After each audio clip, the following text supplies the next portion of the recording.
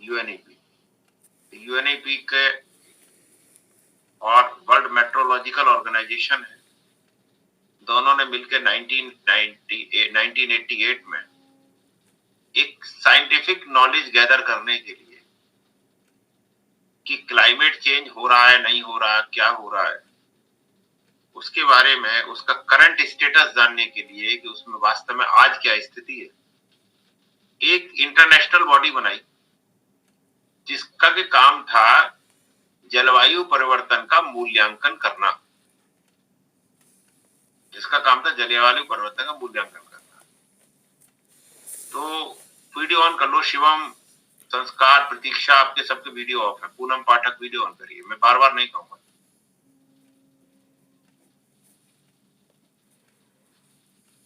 Video on करिए। तो बीच में तारतम्यता टूटती है टीचर की।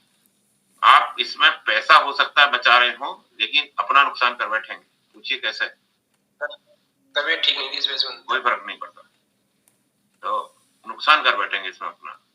मेरी तारतम्यता टूटेगी तो मैं जो नॉलेज देना चाह रहा हूं वो बीच में छूट जाए। तो आप तय कर लीजिए कि आपको अपने घटिया टाइप की टेक्निक्स अडॉप्ट करके वो पैसा बचाना है या नॉलेज गेन करनी। किसी नॉलेज को लेने जाएंगे मार्केट में तो 1.5 लाख रुपए रखवा लेगा और 6 महीने बाद कान पकड़ के निकाल के बाहर कर देगा और वहां से फिर लुटे पिटे लौट के घर आ जाएगा। समझने की कोशिश करिए किसी चीज की ग्रेविटी को।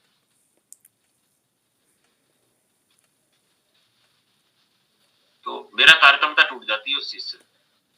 पढ़ाना एक बहुत ही हाई लेवल की थिंकिंग होती है और मैं चाहता हूं कि आपको बहुत साधारण से साधारण शब्दों में बड़े से बड़ा गूढ़ कंसेप्ट समझा दूं। वही इन्होंने बनाया कि भाई, मैंने अभी एक वीडियो शेयर किया था लगभग 5-6 दिन पहले। उसमें शायद यूनाइट 1997 या 1987 या 88 की एक वीडियो है जिसमें यूनाइटेड स्टेट्स अमेरिका का जो उसकी राज्यसभा है, सीनेट, उसमें एक साइंटिस्ट ने आके बड़ा भाषण दिया जिसे टेस्टिमनी कहा जाता है। टेस्टिमनी को कहते हैं हिंदी में गवाही। यूएस सीनेट में गवाही दी कि वास्तव में क्लाइमेट चेंज हो रहा है। मतलब उससे पहले लोगों को यकीन नहीं था। तो मेरे ख्याल से प्रतीक्षा इंग्लिश मीडियम की है, उन्होंने शायद देखा होगा, मैंने इंग्लिश मीडियम के बच्चों के हिसाब से डाला था। और देखिए, मतलब उसे देखना आपके लिए फायदेमंद होगा। प्रतीक्षा, तुमने देखा था क्या वो? मैंने तो 87 का था सर। हाँ, तो उसमें मतलब उससे पहले साइंटिफिक एविडेंस गैदर की गई, तब इसके बारे में चीजें शुरू की गई। तो आईपीसीसी बन गया। आईपीसीसी के बाद बहुत ज्यादा इस पर स्टडी हुई और अल्टीमेटली इस बात पर सहमति बनी कि एक बड़ा लेवल का एक आयोजन किया जाए जिसे अर्थ समिट नाम दिया जाए, धरती का सम्मेलन। बस उसमें किसी देश के प्रधानमंत्री ने हिस्सा लिया, तो किसी के राष्ट्रपति ने, तो किसी के एनवायरमेंटल मिनिस्टर ने। खैर, उसमें जिन चीजों पर सहमति बनी वो सब आपको मैं पहले बता चुका हूं। 5 मिनट में ब्रशअप कर रहा हूं। एजेंडा 21, UNFCCC, डिफॉरेस्टेशन पर। ये 4-5 चीजें थी जिन पर, बाकी 2 चीजें और थी, जैसे कि बायोडायवर्सिटी पर एक सहमति बनी। तो अल्टीमेटली उसमें जो सबसे महत्वपूर्ण था वो एजेंडा 21 था और UNFCCC। बाकी पे भी हम डेवलप करेंगे। अभी जो हम जिस ले में चल रहे हैं, तो UNFCCC उन्होंने कहा भाई एक परमानेंट बॉडी बना दो, यानी कि United nation framework convention on climate change. ये परमानेंट बॉडी इसे स्टडी करेगी और UNFCCC में फिर जो व्यवस्था की गई हम उस पर और आगे चलेंगे और आज के परिदृश्य को आज ही के एपिसोड में समझ लेंगे। ठीक है?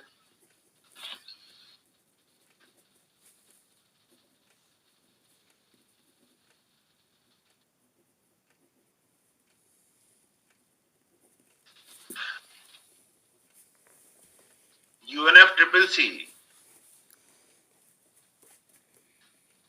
की सबसे जो बड़ी उपलब्धियां रही हैं,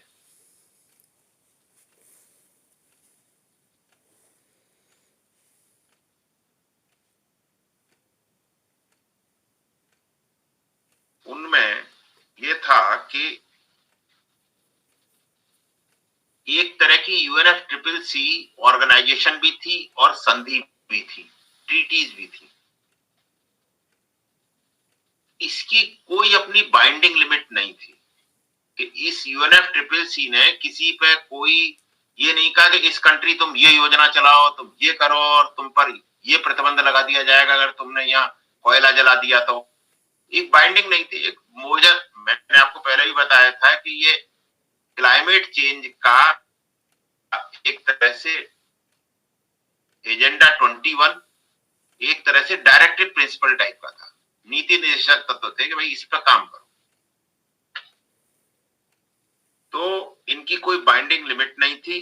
किस बात की बाइंडिंग लिमिट नहीं थी? ग्रीन हाउस गैसेज के उत्सर्जन को कम करने की कोई बाइंडिंग लिमिट शुरू में नहीं लगाई गई, ठीक है। और कोई एनफोर्समेंट मैकेनिज्म भी नहीं। सरकार के पास एक एनफोर्समेंट मैकेनिज्म है कि आपकी मान्यता रद्द कर देगी, आपको इंडस्ट्री नहीं लगाने देगी, लेकिन यूनाइटेड नेशन FCCC में कोई ऐसी बाइंडिंग मैकेनिज्म या कोई ऐसी एनफोर्समेंट मशीनरी नहीं थी। इसके अलावा ये लीगली नॉन बाइंडिंग थी। UNFCCC ऑप्शनल था, लेकिन इससे क्या था, इस ट्रीटी ने एक फ्रेमवर्क प्रोवाइड किया। जैसे कि हमारा जो क्लास है एक तरह से फ्रेमवर्क है, यहाँ कोई बाइंडिंग नहीं है। बहुत सारे बच्चों ने तो फॉर्म ही नहीं भरा, जिसकी मन में आता है ज्वाइन कर ले। एक फ्रेमवर्क टाइप का है, लीगली नॉन बाइंडिंग है, कोई आपको पैसा नहीं जमा करना, कुछ नहीं करना। तो फ्रेमवर्क था किस चीज के लिए? कि आप बैठ करके यहां एक इंटरनेशनल एग्रीमेंट पे पहुंच सकते हैं। एक फ्रेमवर्क है, आओ हर महीने बैठे, हर साल बैठे, एक किसी लॉजिकल कंक्लूजन पर पहुंचे, किसी निष्कर्ष पर पहुंचे, और उन्हीं निष्कर्षों को या उन्हीं आपस में बैठने के बाद जो हमारे आपस में वार्तालाप से जो समझौता निकलेगा, उसी समझौते को हम प्रोटोकॉल कहेंगे।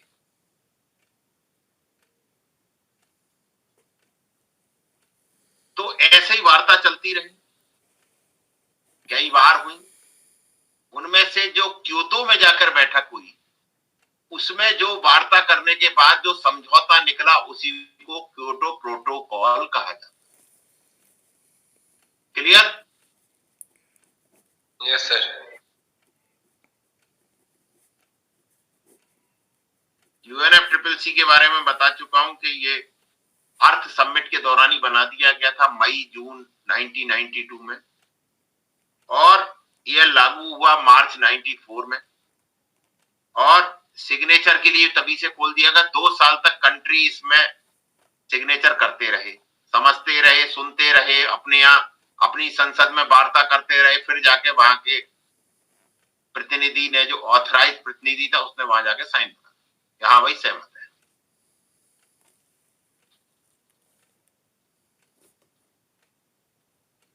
अब उसमें एक परमानेंट बॉडी बना दी गई UNFCCC के तहत ही, COP, कॉन्फ्रेंस ऑफ पार्टीज या मीटिंग ऑफ पार्टीज, MOPs भी कहते हैं।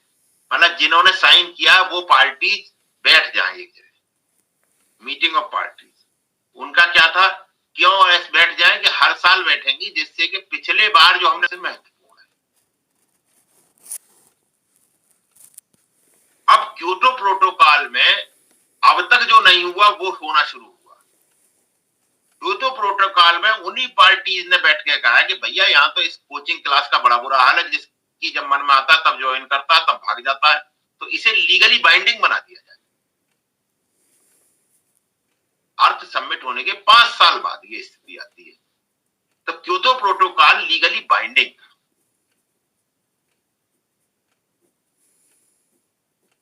कि जितने भी कंट्रीज हैं विशेष तौर पर डेवलप्ड, उनके लिए एक टारगेट दिया जाएगा जिसमें वो ग्रीन हाउस गैसेज का उत्सर्जन कम करेंगे ही करेंगे।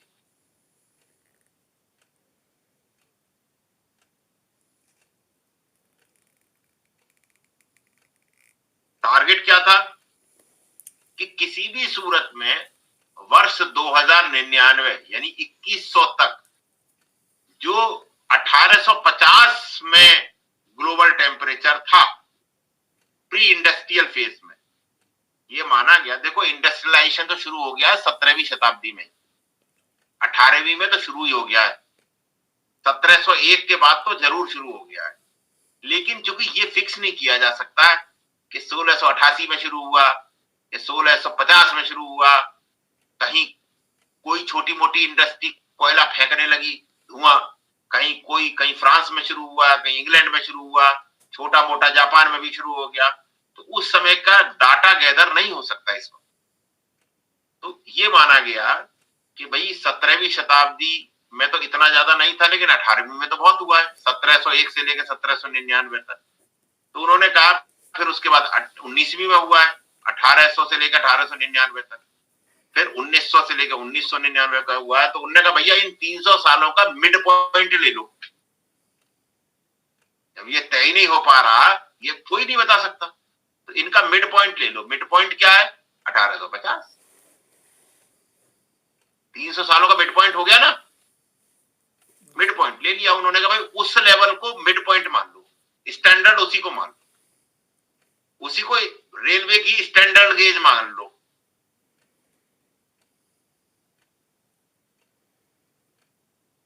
ठीक, स्टैंडर्ड गेज स्टैंडर्ड पॉइंट मानते हुए उसी से कैलकुलेट कर लो, उसे बेस लाइन मान लो कि भाई जो जब उतना था 1850 में, उससे 2099 तक यानी 2100 तक बढ़े, ठीक है, लेकिन 2 डिग्री से ज्यादा ना बढ़े। तो बेस लाइन 1992 नहीं है। आपसे अगर सवाल ये पूछा जाए कि भाई ग्लोबल टेम्परेचर, आप कहोगे साहब ग्लोबल टेम्परेचर ना बढ़े, तो कोई सवाल ये करे कि ग्लोबल टेम्परेचर कितना होता है एवरेज, तो आप पे जवाब नहीं।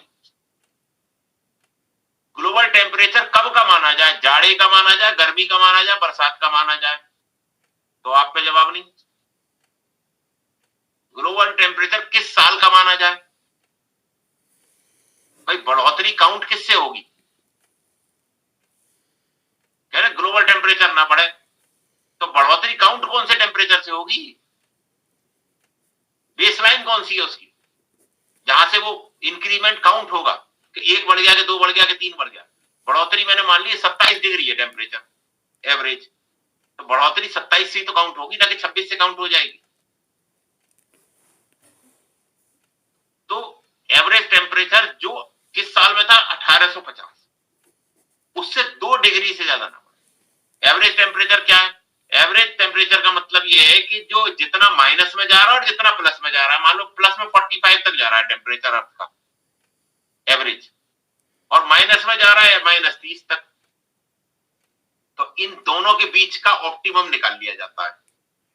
ऑप्टिमम बैठा, अर्थ का एवरेज टेम्परेचर कितना है? कोई बताएगा? बताओ। 15 डिग्री।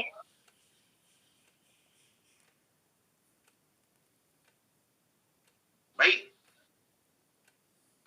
45 प्लस तक चला जाता है मैक्सिमम टेम्परेचर। गल्फ कंट्रीज में 45-47 तक जाता है, इससे ज्यादा नहीं जाता। बहुत हॉटेस्ट प्लेसेस में भी 50 नहीं पहुंचता, और बहुत कोल्ड में भी मेरे ख्याल से -30-40 से ज्यादा नहीं जाता। एक्सट्रीम की बात अलग है, एवरेज इससे नीचे नहीं जाता। चाइना वाइना में, रशिया में इससे नीचे नहीं जाता। तो 15 डिग्री, 15 डिग्री यानी प्री इंडस्ट्रियल लेवल का 15 डिग्री से ये 17 ना हो जाए एवरेज, एवरेज टेम्परेचर ना बढ़े, क्योंकि एवरेज टेम्परेचर बढ़ने के बहुत नुकसान है। क्या नुकसान है? थोड़ा सा अलग हट रहा हूं। ये अखबार है, ये मैंने आगरा का अखबार है, मतलब ये एक यूनिवर्सिटी में कॉमन डिस्कशन का पॉइंट है। ये आजकल जो आप पढ़ रहे हो कोई विशेष नॉलेज नहीं ले रहे हो, ये मालूम होना चाहिए। ग्लोबल वार्मिंग, फसलों की पैदावार प्रभावित हो रही है, आकार में भी अंतर आ रहा है। ये आगरा का लोकल रिपोर्टर निकाल रहा है इस न्यूज को, हर जगह निकाल रही है। यानी समाज में इतनी अवेयरनेस आ चुकी है। तो अगर यूपीएससी आपसे चाहती है कि आपको इस बारे में डीप नॉलेज हो तो उसकी क्या गलती है भाई। आगरा, ग्लोबल वार्मिंग का फसलों पर विपरीत प्रभाव पड़ रहा है। कभी ज्यादा गर्मी तो कभी ज्यादा सर्दी के कारण फसलों की पैदावार में असर आ रहा है। आप में से बहुत सारे बच्चे किसान फैमिली से हैं, लगे हाथ एक सवाल ही पूछ लेता हूं। बड़े बड़े एक्सपर्ट हैं जो ज्वार बाजरा में अंतर बता करके यह समझते हैं कि आर्किमिडीज का दूसरा सिद्धांत उन्हीं ने खोजा है। गेहूं के लिए एवरेज अवधि ठंड की कितनी होनी चाहिए?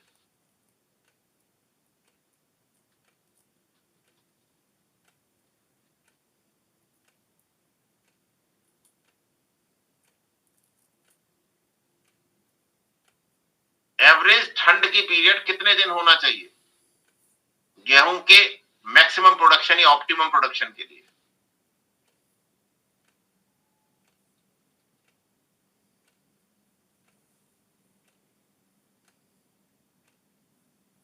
बताइए भाई। आप लोग तो सब मैक्सिमम एग्रेरियन कम्युनिटी से। सर 2.5 महीने। जब गेहूं बढ़ते हैं उसके बाद में उसको टेम्परेचर की जरूरत होती है जब वो पकवार भी होता है। चलो कम से कम तुमने प्रयास तो किया। ये बिल्कुल 112 दिन है। 110 से लेके 12 दिन का है ये फेज, बुआई से लेके कटाई तक का।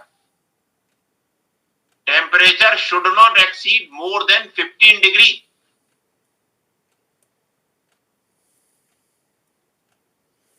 टेम्परेचर 15 से 20 डिग्री के बीच में वेरी करना चाहिए। 15 भी मैं बहुत बता रहा हूं, 15 के आसपास ही रहना चाहिए बस, मतलब एवरेज टेम्परेचर। अगर टेम्परेचर 20 और 25 और 30 पहुंच गया तब प्रोडक्शन घट जाएगा, और टेम्परेचर अगर 5 डिग्री से नीचे चला गया तो भी टेम्परेचर घट जाएगा, प्रोडक्शन घट जाएगा। और जो ड्यूरेशन है ये 15 डिग्री के आसपास का एवरेज टेम्परेचर बता रहा हूं 3 महीनों का, वो मिनिमम रहेगा दिन का, जो मैक्सिमम रहेगा दिन का 20 डिग्री और नीचे का हो जाएगा 3 डिग्री। मतलब कहने का मतलब ये है कि लगातार टेम्परेचर जो एवरेज निकालेंगे उस पीरियड का आप, तो 15 डिग्री के आसपास आएगा। और 110-12 दिन चाहिए, लगभग 3 महीना 20 दिन, फ्रॉम सोइंग टू हार्वेस्टिंग। इन दिनों किसान रबी की फसल की चिंता कर रहे हैं। विशेषज्ञ मानते हैं भविष्य में और भी दुष्प्रभाव सामने आएंगे। कृषि विज्ञान केंद्र के अध्यक्ष डॉक्टर राजेंद्र सिंह चौहान ने बताया कि ग्लोबल वार्मिंग का दुष्प्रभाव खेती और बागवानी दोनों फसलों पर देखने को मिल रहा है। बात रबी की फसल की करें तो आलू के लिए 20 डिग्री सेल्सियस से कम तापमान रहना ही बेहतर होता है। टेम्परेचर 20 से एक्सीड नहीं करना चाहिए, इससे अधिक होने पर आलू का आकार छोटा रह सकता है। गेहूं और सरसों के लिए 10 से 15 डिग्री सेल्सियस रहना चाहिए। बीते सालों में जनवरी फरवरी के तापमान में बेहद अंतर देखने को मिल रहा है। इसका सीधा असर पैदावार पर पड़ रहा है। बाद में खरीफ की फसल में मोटे अनाज की पैदावार भी प्रभावित हुई है। खरीफ बोई जाती है ना बाद में, उसके जायद के बाद में, रबी से पहले, जिसमें ज्वार बाजरा बोए जाते हैं। अत्यधिक गर्मी के कारण, गर्मी ज्यादा पड़ रही है, मक्का बाजरा तिल और ग्वार का दाना पूरा नहीं बन रहा है, पैदावार गिर गई है। अत्यधिक सर्दी और गर्मी से फसलों को आवश्यक तापमान न मिल पाना ही ग्लोबल वार्मिंग का दुष्प्रभाव है।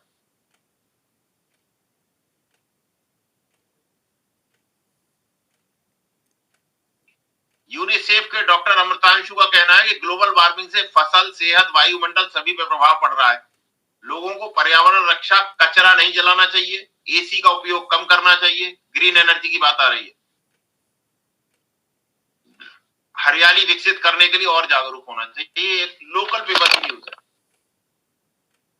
मैंने ये न्यूज इसलिए साइट करी है ताकि आप समझें कि ये अगर लोकल लेवल के न्यूज़पेपर्स में रोज अगर ये खबरें छप रही हैं तो इसका मतलब कि एज ए प्रिपरेशन आपकी जब यूपीएससी एस्पिरेंट के रूप में, तो आपको इसकी अच्छी खासी नॉलेज होनी चाहिए। ये तो आम आदमी के लिए है।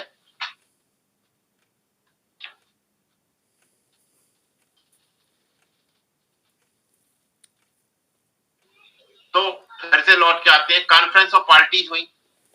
उसके बाद उन्होंने कहा भाई क्योतो प्रोटोकॉल में अब तो ग्रीन हाउस घटाना ही पड़ेगा। फिर 2010 में कानकुन एग्रीमेंट में भी उन्होंने कहा कि 2 डिग्री से ज्यादा नहीं बढ़ना चाहिए। और जो आज के हालात हैं उससे उम्मीद है कि मिनिमम 3 डिग्री मैक्सिमम 5 डिग्री तक बढ़ जाएगा।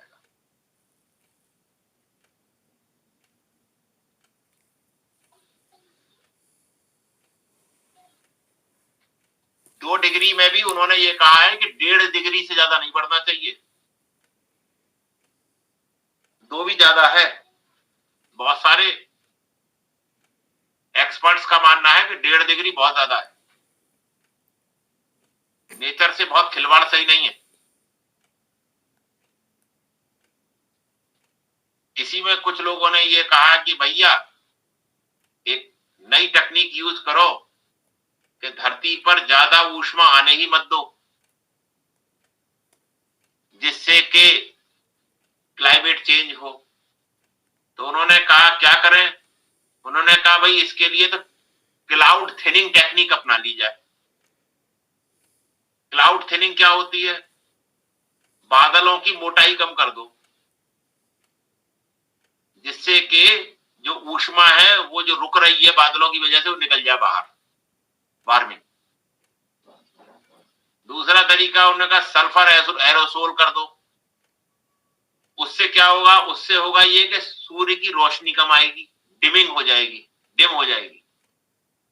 बहरहाल ये दोनों एक्सपेरिमेंटल हैं, अभी लागू कोई नहीं हुई, क्योंकि इनके अलग कंसिक्वेंसेज है बहुत ज्यादा। ग्लोबल डिमिंग करने का भी अर्थ बहुत बड़ी चीज हो जाएगी, आज तक कहीं हुआ नहीं है इस तरह का। क्लाउड थिनिंग और ग्लोबल डिमिंग, एक में तो आने ही मत दो, डिम कर दो बादल बना के, और एक में जो बादल है उन्हें कम कर दो जिससे कि निकल जाए। ये भी नए नए विचार आ रहे हैं, लेकिन जो मेन विचार है वो वही है कि भैया इसके प्रोडक्शन को ही कम कर दो।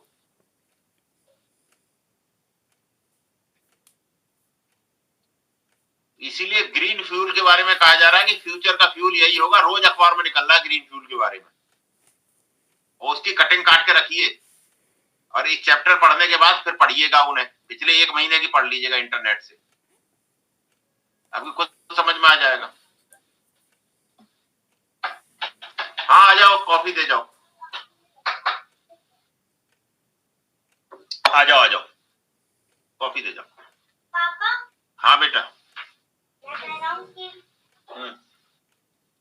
ये देखो कल से कैसी आवाज निकलती है। किसकी गन उठा लाए हो तुम? ये मेरे दोस्त की है। मिठाई नहीं लाया।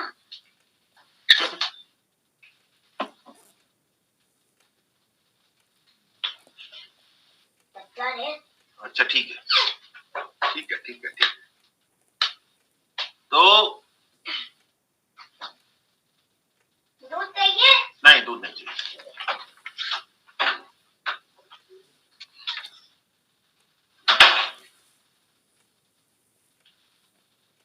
फिर क्या हुआ कि UNFCCC ने इसमें ये किया कि जब क्योतो प्रोटोकॉल साइन हो गया तो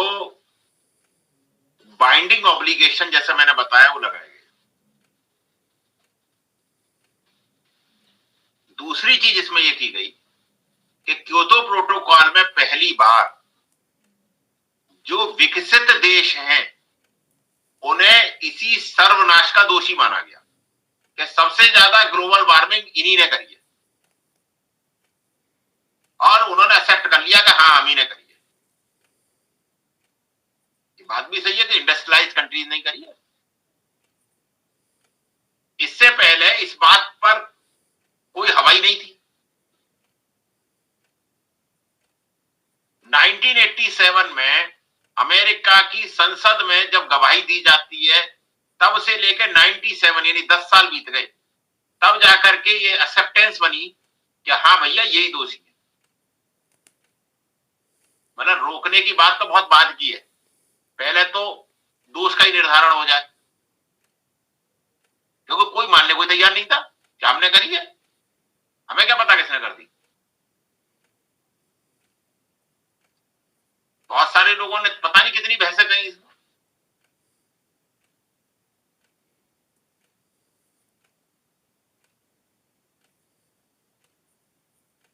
और ये माना गया है कि कम से कम 150 साल इंडस्ट्रियल एक्टिविटी आपके यहां हुई है। वही 1850 वाला, हुई तो 300 साल है,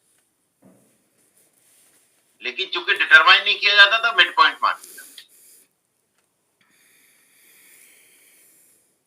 और फिर ये कहा कि भैया ये सामूहिक जिम्मेदारी तो है, जिन्होंने इंडस्ट्रियलाइजेशन नहीं कर रखा, जिन कंट्रीज में आज भी एग्रीकल्चर होती है, केवल जिन कंट्री में आज भी गुजर बसर करने लायक एग्रीकल्चर होती है, सब्सिस्टेंस एग्रीकल्चर होती है,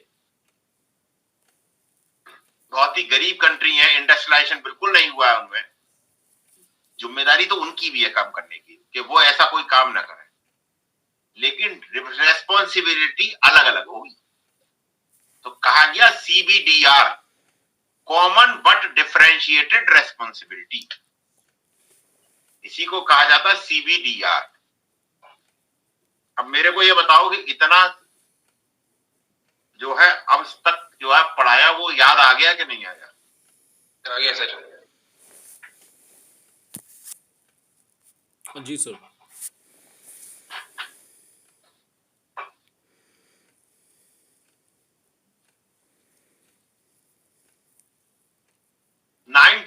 में ये प्रोटोकॉल अडॉप्ट हुआ और उसके बाद इस पे सिग्नेचर के लिए खोला गया और लागू किया गया उसके भी 8 साल बाद 2005 से।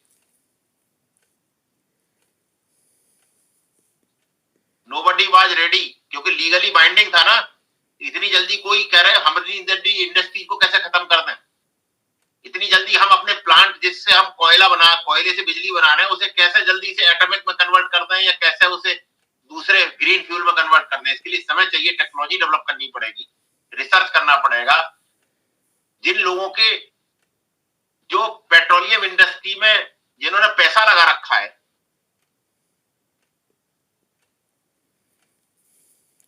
इतने बड़े बड़े इंस्टीट्यूट, आप ही के देश में ONGC बना हुआ, oil and natural gas commission, आप ही के देश में NTPC बना हुआ है, नेशनल थर्मल पावर कारपोरेशन, आप ही के देश में NHPC बना हुआ है, नेशनल हाइड्रो पावर कारपोरेशन। यकायक कोई आपसे कहे कि भाई ये NTPC जो थर्मल बिजली है इसे बंद कर दो और हाइड्रोजन से बनाने लगो, तो आप कहोगे भाई मुझे शिफ्टिंग पीरियड चाहिए, हम प्रयास करेंगे धीरे धीरे शिफ्ट करने का। लेकिन अपन ऐसा नहीं कर सकते ना कि एक साथ जैसे पावर हाउस को बंद करके और 8 साल के लिए अंधेरा डाल दें। तो सिमिलरली इसीलिए इसमें समय दिया गया और इसमें भी कई नई मैकेनिज्म खोली गई जो मैं भी डिस्कस करूंगा आपसे। सर इसमें भी कंडीशन थी कि उन 55 देशों को और जो 55% कार्बन उत्सर्जन कर रहे हैं उनको सत्यापन करना, इस वजह से इसमें टाइम लगा सर। मैं भी धीरे धीरे खोलूंगा उनको, उन्हीं से आपको कार्बन फुटप्रिंट से लेकर कार्बन टैक्स से लेकर कार्बन मार्केट तक सब कंसेप्ट इसी से क्लियर होते चले गए।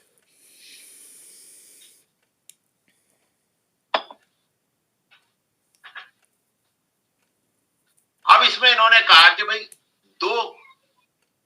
इसमें एक पीरियड होगा 2005 के बाद जिन्हें हम कहेंगे कमिटमेंट पीरियड। इन कमिटमेंट पीरियड में आपको एक लेवल से नीचे लाना है। देखो आपको पूरा समय मिल गया, यानी 8 साल तो ये मिल रहे, फिर वो कमिटमेंट पीरियड भी 2008 से शुरू होगा। तो पहला कमिटमेंट पीरियड रखा 2008 से लेकर 12 तक, 4 साल के समय में। अब अरे 97 से ये चीज तय हो गई थी कि शुरू होगा आज से 10 साल बाद। आपको शिफ्ट करने के लिए पर्याप्त समय दिया जा रहा है, कम करने के लिए शिफ्ट। उसमें आप देखो क्या करना है, आपको शिफ्ट करना है, कैसे करना है, कौन कौन सी आपकी इंडस्ट्री सबसे ज्यादा ग्रीन हाउस गैस निकाल रही है, क्या अल्टरनेट अवेलेबल है उसके लिए, क्या रिसर्च की जरूरत है, क्या डेवलपमेंट की जरूरत है, क्या पैसे का सर्कुलेशन की जरूरत है, नई इंडस्ट्री सेटअप करने की जरूरत है। और दूसरा सेकंड कमिटमेंट पीरियड था 2013 से 2020 तक।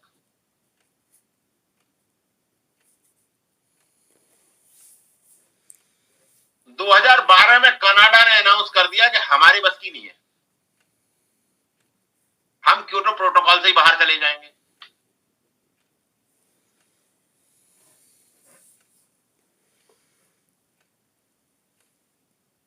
हमारे बस की नहीं है, हमने बहुत बड़ा पालन कर लिया। जापान ने भी कुछ ऐसी बातें शुरू करी, यूएस ने भी कुछ ऐसी बातें करी। इसके लिए हम एक सेपरेट दिन डील करेंगे इसी को कि इसमें क्या पॉलिटिक्स हुई।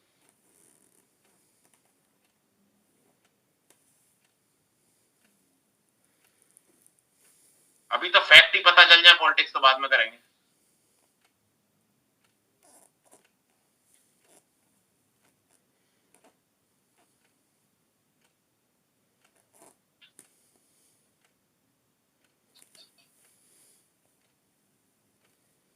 क्योटो प्रोटोकॉल में दो तरह की चीजें और की गई। वो थी कि क्लाइमेट चेंज मिटिगेशन और क्लाइमेट चेंज एडेप्टेशन, ये शब्द बहुत आता है। जलवायु परिवर्तन अनुकूलन और जलवायु परिवर्तन मिटिगेशन को हिंदी में क्या कहते हैं मुझे नहीं आइडिया इतना। मिटिगेशन, ये दो शब्द बहुत आते हैं और आपकी जो किताबें आपने पढ़ रखी है मैंने वो देख नहीं पाया, मैं उसे डाउनलोड नहीं कर पाया। इन दोनों शब्दों का क्या अर्थ है जरा मुझे बताएंगे? मैं पानी पिया हूं, तब तक आप लोग डिस्कस करो 2 मिनट में, फिर मुझे बताओ कि इन दोनों शब्दों का अर्थ क्या है।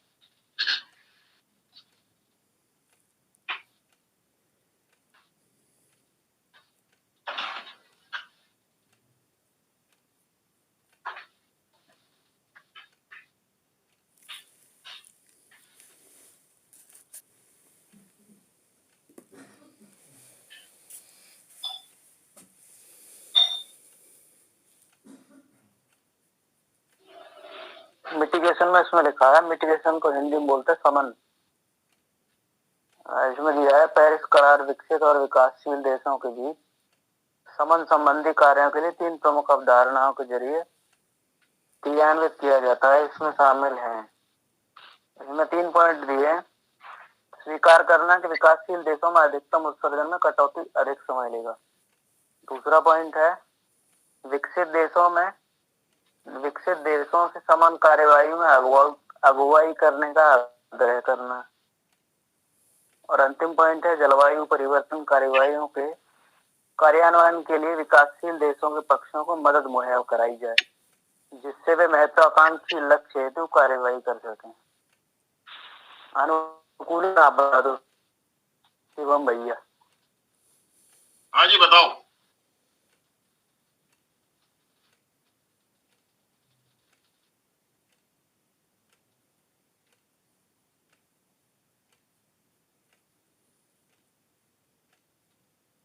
बताओ। सर अनुकूलन का मतलब तो ये हो गया कि किसी जीव अथवा पौधे की बनावट हो या व्यवहार हो या उसके जीने की पद्धति में जिसकी सहायता से वो किसी विशेष पर्यावरण में जीवित रह ले, वही अनुकूलन कहलाएगा उसका। बताओ।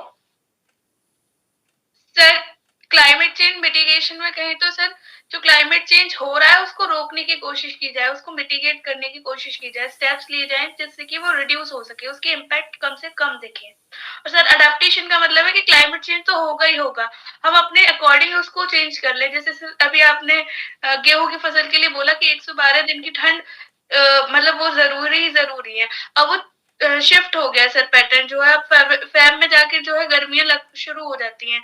हो सकता है कि ठंड शायद पहले शुरू हो जाए, या फिर हाइब्रिड तरीके से उगाई जाए कि उनका जो पीरियड है वो कम हो जाए। तो सर वो अडेप्टेशन वाली टेक्निक हो गई कि ये तो होगा ही होगा, हम और क्या कर सकते हैं, इसी में अडेप्ट कर लिया अपने आप को,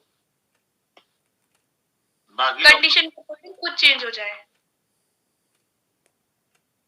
बाकी लोग बताएं भाई।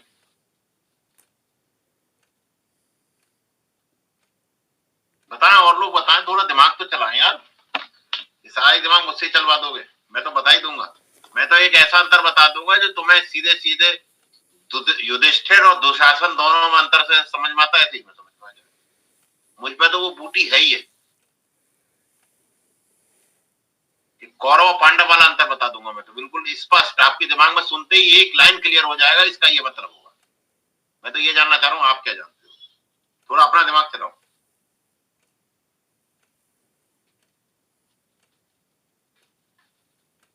हाँ जी, वेट मत करो मेरा।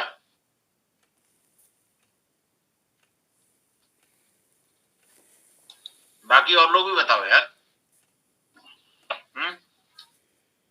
सर ये ज्यादातर जो स्टेप्स लिए जा रहे हैं, ग्रीन एनर्जी पे शिफ्ट होना या रिन्यूएबल एनर्जी पे जाना, फॉसिल फ्यूल का कम करना, तो सर ये क्लाइमेट मिटिगेशन के स्टेप्स है।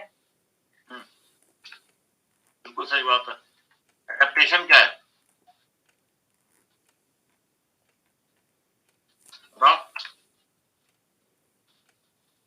सर क्लाइमेट के अनुसार जो भी जीव हैं या पौधे अपने आप को मतलब उस संरचना में ढाल लें, यही एडेप्शन है। बात नहीं पढ़ रहे तुम, वो साइंस में उसका मतलब होता है।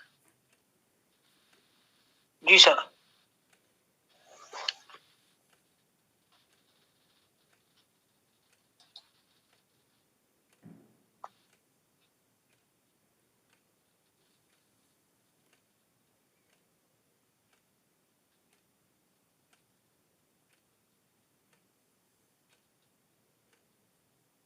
बोलो भाई, आगे बोलो।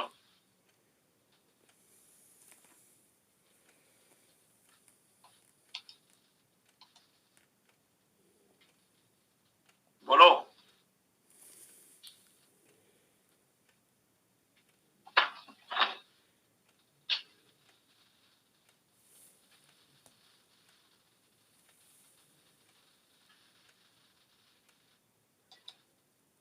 मिटिगेशन और अडेप्टेशन में देखो मूल अंतर ये है। ये बात तो सही है जो इन्होंने बताया कि भाई क्लाइमेट चेंज एडेप्टेशन का मतलब मोटा मोटा यही है कि जो भी क्लाइमेट चेंज के प्रभाव होंगे उसके हिसाब से हम खुद को बदल लें, यानी हम खुद को एडजस्ट कर लें जो भी उसके भावी प्रभाव होंगे उनके हिसाब से।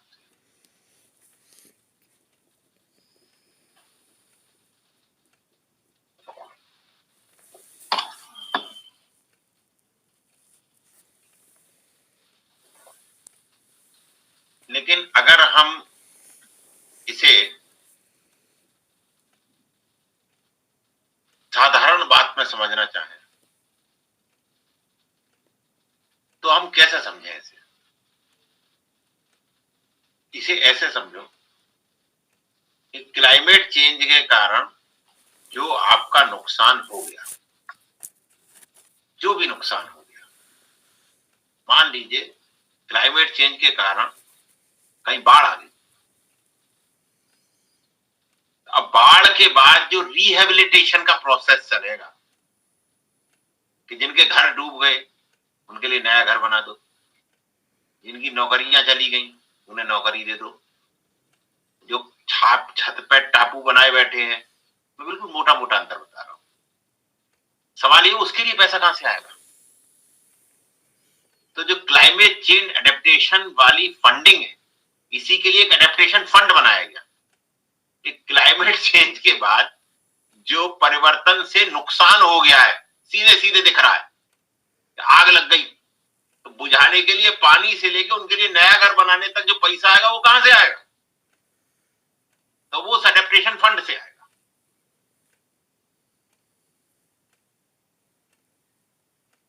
समझ पा रहे हैं मेरी बात? नहीं, जैसे कि ग्रीन हाउस गैस के उत्सर्जन को कम करना कैसे कम करेंगे?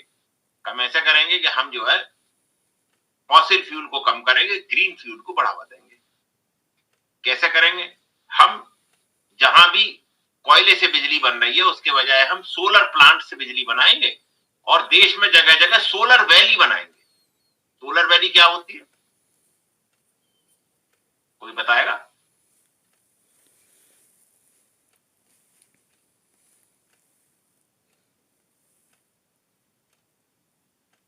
सोलर वैली का मतलब यह है कि हम जगह जगह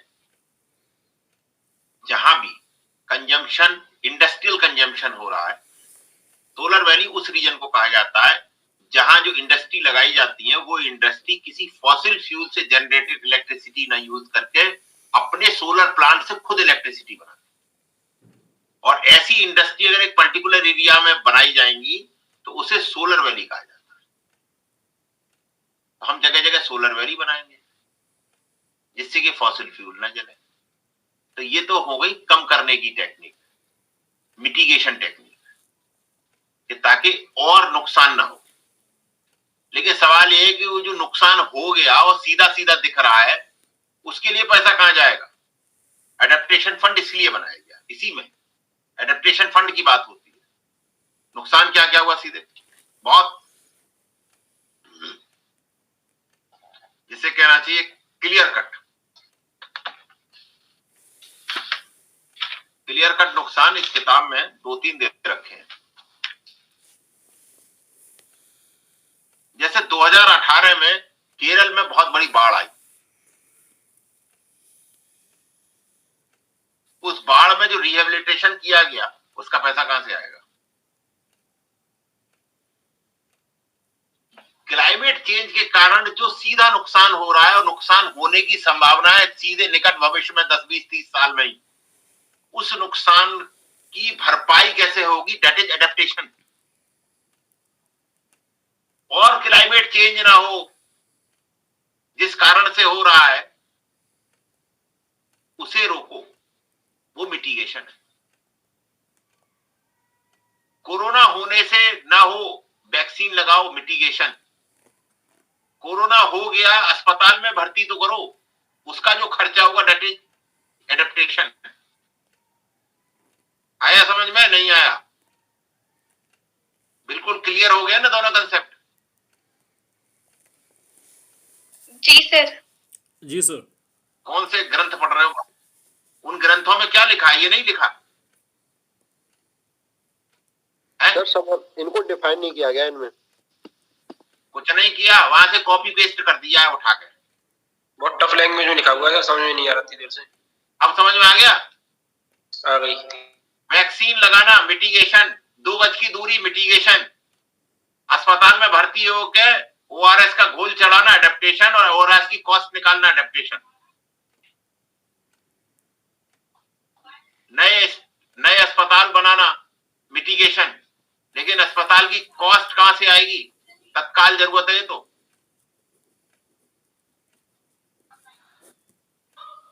क्लियर हुआ? जी सर।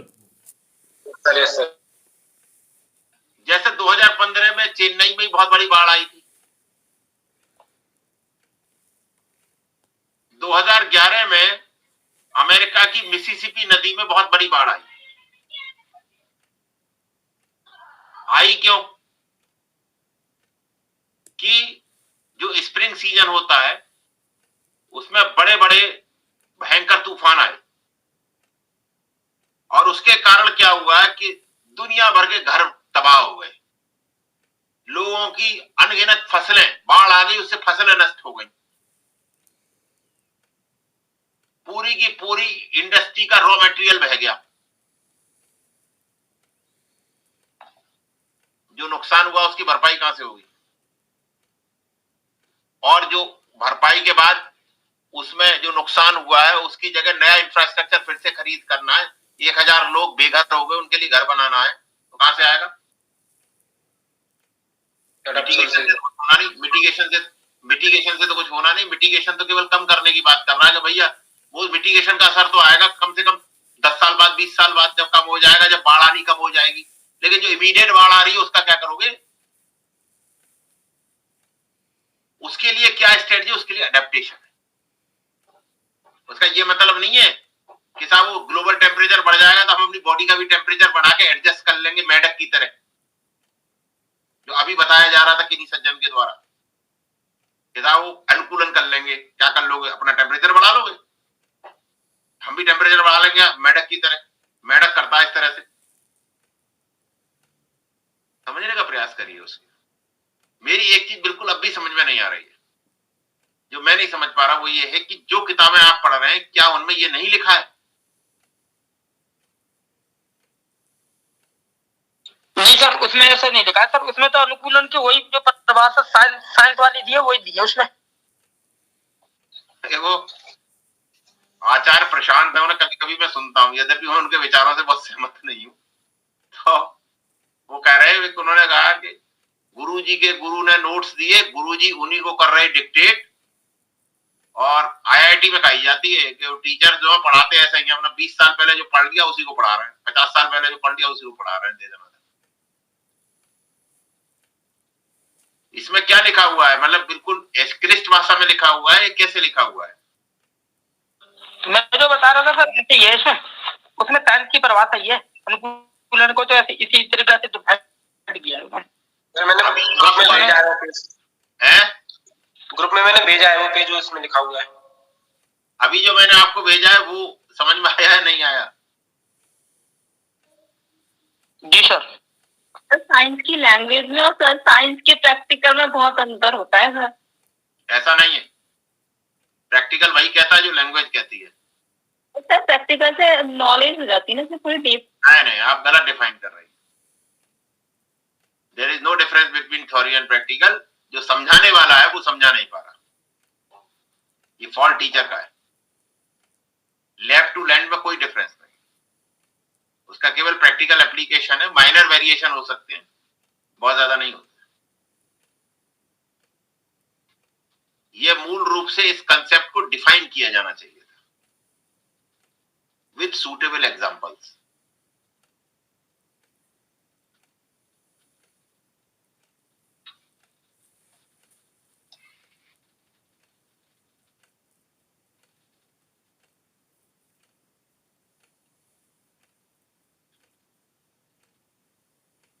क्लाइमेट चेंज से एडेप्टेशन इसलिए भी जरूरी है कि क्लाइमेट चेंज के कारण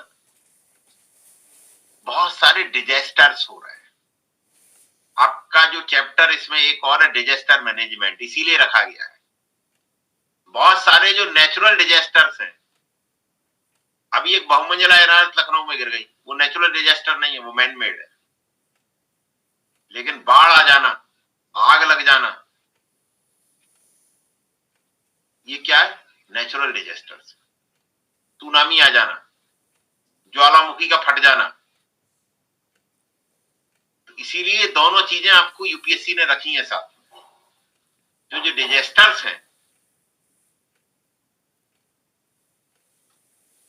जो क्लाइमेट चेंज के कारण हो रहे हैं, उनको कंट्रोल करने के लिए, डिजास्टर्स को कम करने के लिए हमें कुछ न कुछ टेक्निक अपनानी पड़ेगी।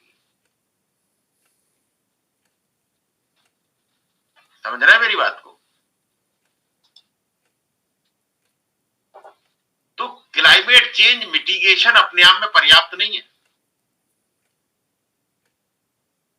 क्योंकि क्लाइमेट चेंज के कारण डिजास्टर का रिस्क बढ़ता है।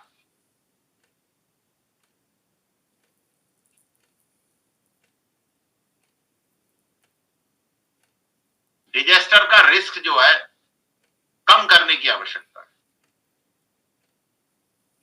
और बहुत सारे डिजास्टर जो है नेचुरल हैजार्ड्स होते हैं मूल रूप से,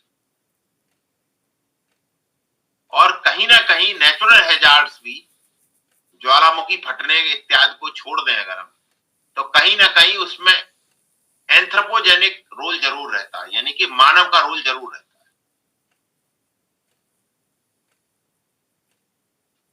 तो एक्सट्रीम वेदर इवेंट्स जो हैं और जो डिजास्टर्स हैं, वो बेसिकली एडेप्टेशन क्या है? उनके लिए तैयार होना। और तैयारी नहीं होना उनके लिए, उनके आ जाने पर उनसे निपटने की पूरी तैयारी करना, और उनसे निपटने के दौरान जो पैसे टके की जरूरत है उसका भी इंतजाम करके रखना। तो मिटिगेशन बिल्कुल अलग फील्ड है और अडेप्टेशन बिल्कुल अलग फील्ड है। मिटिगेशन में तो ये है कि हरदोगंज का थर्मल पावर प्लांट कम करके इसकी जगह हाइड्रोजन का प्लांट लगा दो, ये है मिटिगेशन। और अडेप्टेशन ये है कि जब गंगा में बाढ़ आ जाए तो तुम्हारी जो कुटिया अगर बह जाए तो उसके लिए पैसा कहां से आएगा तुम्हें देने के लिए। तुम्हारा घर अगर बह जाए, गंगा की बाढ़ आ जाए, वो भी आ जाए उसकी वजह से, क्लाइमेट चेंज की वजह से, ग्लेशियर पिघलने से, ज्यादा ग्लेशियर पिघल गया और आपके गांव में पानी भर गया, आप कहोगे, आप तो चिल्लाओगे मेरा तो खेत डूब गया। तो थर्मल पावर प्लांट को कम करना और दूसरे पे शिफ्ट करना अलग चीज है, और आपके खेत का मुआवजा देना दूसरी चीज है। One is adaptation and one is mitigation. इतना समझ में आ गया हो तो बताओ। जी सर। सर जैसे अभी इंडोनेशिया ने अपनी कैपिटल शिफ्ट कर दी, जकार्ता जो थी वो कौशल इसमें थी, तो उन्होंने नुसंतारा बना दी। तो सर ये तो अडेप्टेशन का एग्जांपल हो गया ना, क्योंकि बल्कि इंडोनेशिया वाले पहुंच भी गए होंगे वहां, जो आगे पैसा लाओ अडेप्टेशन फंड से।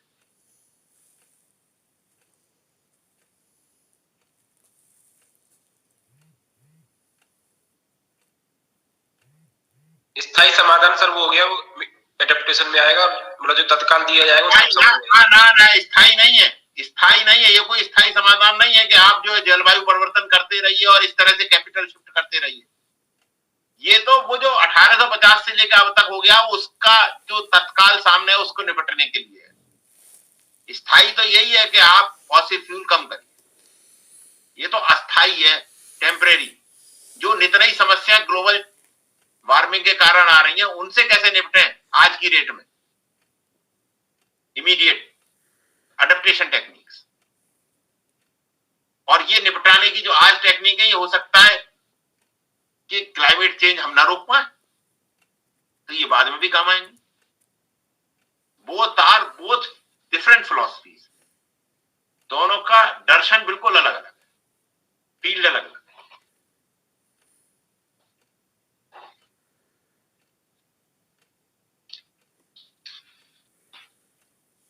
एक मिनट, जो किताब आपने पढ़ी है कहाँ, मेरे पास मोबाइल वहां रखा है, क्या लिख रहा है उसमें? मोबाइल तो दूसरी जगह रखा, चल नहीं पाएगा।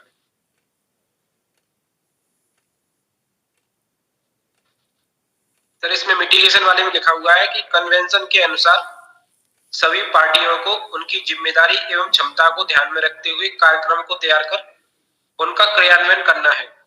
अरे भैया, जिसमें एक नेपाल कंट्री है जिसकी क्षमता कम है, वो अलग योजना बनाएगा, भारत की योजना अलग होगी, जाम्बिया की योजना अलग होगी, तो बिल्कुल सही है। तो हर देश के अनुसार योजना बनेगी, उसकी परिस्थिति के अनुसार। और इसके बाद है सर, मिटिगेशन वह क्रिया है जो वातावरण में ताप अवशोषक ग्रीन हाउस गैस उत्सर्जन के प्रभाव में कमी लाती है। ये क्रिया विस्तृत ताप उत्सर्जन में कम, मतलब ताप अवशोषक ताप उत्सर्जन को कम करती है ना। सर यही बोल लिखा हुआ है इसमें। और इसके बाद है सर, ये क्रिया एक विस्तृत अर्थव्यवस्था के लिए, कुछ क्षेत्र के लिए भी हो सकती है। उसके बाद पार्टियों के द्वारा अपनाए जाने हेतु कई प्रकार के सर्वोत्तम विकल्प उपलब्ध हैं, जिसमें नई तकनीक, नवीकरणीय ऊर्जा को अपनाकर, पुराने उपकरणों को ज्यादा ऊर्जा सक्षम बनाकर, या प्रबंधन अभ्यासों एवं उपभोक्ता व्यवहार में परिवर्तन कर क्रियान्वित किया जा सकता है। अच्छा, मुझे ये जो लाइन है जो अभी इन्होंने बोली है, उपभोक्ता व्यवहार, और ये जो अभी इससे पहले जो शब्द बोले हैं, क्या आप में से कोई इसे एक्सप्लेन कर सकता है?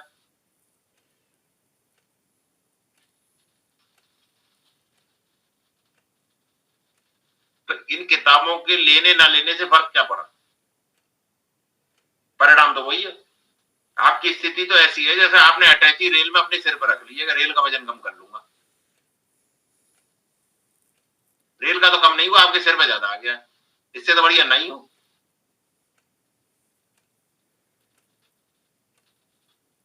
दोबारा पढ़ो इस लाइन को, मैं इसका अभी अर्थ करता हूँ, इसका पढ़ो। सर इसमें लिखा हुआ है, पार्टियों के द्वारा अपनाए जाने हेतु कई प्रकार के समन विकल्प उपलब्ध हैं, जिसमें नई तकनीक एवं नवीकरणीय ऊर्जा को अपनाकर पुराने उपकरण। जी रुक सर। जाओ, नई तकनीक को अपनाकर यानी पुरानी तकनीक जिससे कि ग्रीन हाउस गैसेज का उत्सर्जन हो रहा है उसकी जगह नई तकनीक का अपनाना। दूसरा पॉइंट बोलो। नवीकरणीय ऊर्जा को अपनाकर रिन्यूएबल एनर्जी, यानी कि वो नॉन रिन्यूएबल वाली नहीं, जैसे थर्मल है वो नॉन रिन्यूएबल है, वो दोबारा नहीं पैदा की जा सकती, एक बार कोयला जल गया। रिन्यूएबल एनर्जी, ज्योग्राफी में पढ़ी होगी आपने रिन्यूएबल एनर्जी क्या होती है, जो रिन्यू की जा सके, दोबारा यूज की जा सके, जैसे विंड एनर्जी, जैसे सोलर एनर्जी। अगला पढ़ो। उसके बाद है सर, पुराने उपकरणों को ज्यादा ऊर्जा सक्षम बनाकर।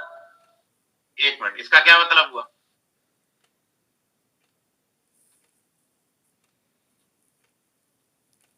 ये आप लोग अभी बैठे हो, ये हिमांशु चौहान और राहुल भारद्वाज 1 साल पहले बिजली का बल्ब जला के बैठा करते थे, 10 साल पहले, जिसमें 80 वाट की ऊर्जा खर्च होती थी। आज ये 8 वाट की सीएफएल में बैठे हुए हैं। इसका मतलब रोशनी उतनी है, ऊर्जा की खपत कम हो गई। हम इस तरह की उद्योग धंधे लगाएं जिनमें प्रोडक्शन ज्यादा हो और ऊर्जा की खपत कम। इस लाइन को दोबारा पढ़ना जो अभी पढ़ी थी। पुराने उपकरणों को ज्यादा ऊर्जा सक्षम बनाकर, यही मतलब हुआ कि टेक्नोलॉजी से ज्यादा ऊर्जा सक्षम, यानी कि ऊर्जा का कम उपयोग करें और यील्ड ज्यादा दें। एक जमाने में बुलेट मोटरसाइकिल लोग चलाते थे, राजदूत चलाते थे, ईएसडी चलाते थे, जो 15, 20, 30 का एवरेज देती थी, आज 90 का एवरेज देती है। तो ज्यादा ऊर्जा प्रोड्यूस कर रही है उतने ही पेट्रोल में। इसका क्या मतलब हुआ? ज्यादा ऊर्जा सक्षम है। समझ में आ गया? तो उससे फायदा क्या होगा? फायदा होगा कि फॉसिल फ्यूल कम जलेगा और हम दूरी ज्यादा तय कर पाएंगे, काम ज्यादा होगा, फॉसिल फ्यूल कम यूज होगा। आज की डेट में जितनी 4G टेक्नोलॉजी है, 4 स्ट्रोक टेक्नोलॉजी ऑटोमोबाइल इंडस्ट्री से निकाल के वही राजदूत वाली टेक्नोलॉजी कर दिया, ईएसडी वाली जो 15 का एवरेज देती थी। आप जान लो 4 गुना ज्यादा फॉसिल फ्यूल खर्च होगा, कितना धुआं हो जाएगा। इसका ये मतलब हुआ। अगली लाइन बोलो। इसके बाद है सर, प्रबंधन अभ्यासों एवं उपभोक्ता व्यवहार में परिवर्तन कर। यही रुक जाओ। प्रबंधन अभ्यास, मैनेजमेंट प्रैक्टिस, यानी इस तरह की चीजों को के मैनेजमेंट की लगातार प्रैक्टिस की जाए, जो मैंने एग्जांपल से समझाया है। प्रबंधन अभ्यास और उपभोक्ता का क्या बताया? उपभोक्ता व्यवहार सर। उपभोक्ता व्यवहार यानी कि कंज्यूमर बिहेवियर। जब आपको एसी की जरूरत हो तो आप 5 स्टार लें, 3 स्टार ना लें जो एनर्जी कम लेता है। आपको मोटरसाइकिल की जरूरत है तो उस मोटरसाइकिल को लें जिसका एवरेज सबसे ज्यादा है। कंज्यूमर बिहेवियर इस तरह का होना चाहिए कि घर में बड़े वाले बल्ब की जगह सीएफएल लगाएं। ये कंज्यूमर बिहेवियर है, जितने कंज्यूमर है वो इसी को लगाएं। इसीलिए बिजली विभाग चिल्लाता है कि भैया सीएफएल लगाओ, सीएफएल लगाओ, एडवर्टाइजमेंट दिया जाता है। कंज्यूमर बिहेवियर का मतलब यह है कि जो आप कंजम्पशन कर रहे हैं अपने घरों में, उसमें ये देखें कि सुबह से शाम तक हमने कौन सी हमें चीजें लेनी है जो कि ग्रीन हाउस गैसेज का उत्सर्जन कम करती हो, उन चीजों के स्थान पर जो कि ज्यादा करती हो। हमारे पास दोनों का ऑप्शन अगर है। प्राय जो ग्रीन हाउस गैसेज का उत्सर्जन कम करने से उत्पन्न होने वाली वस्तुएं हैं, मार्केट में उनकी कीमत ज्यादा होती है। कई बार ऐसा भी होता है। तो इसी को कहते हैं कंज्यूमर बिहेवियर, यानी हमें कंज्यूमर बिहेवियर बदलना है जिससे कारण के ग्रीन हाउस गैसेज का उत्सर्जन जो है कम।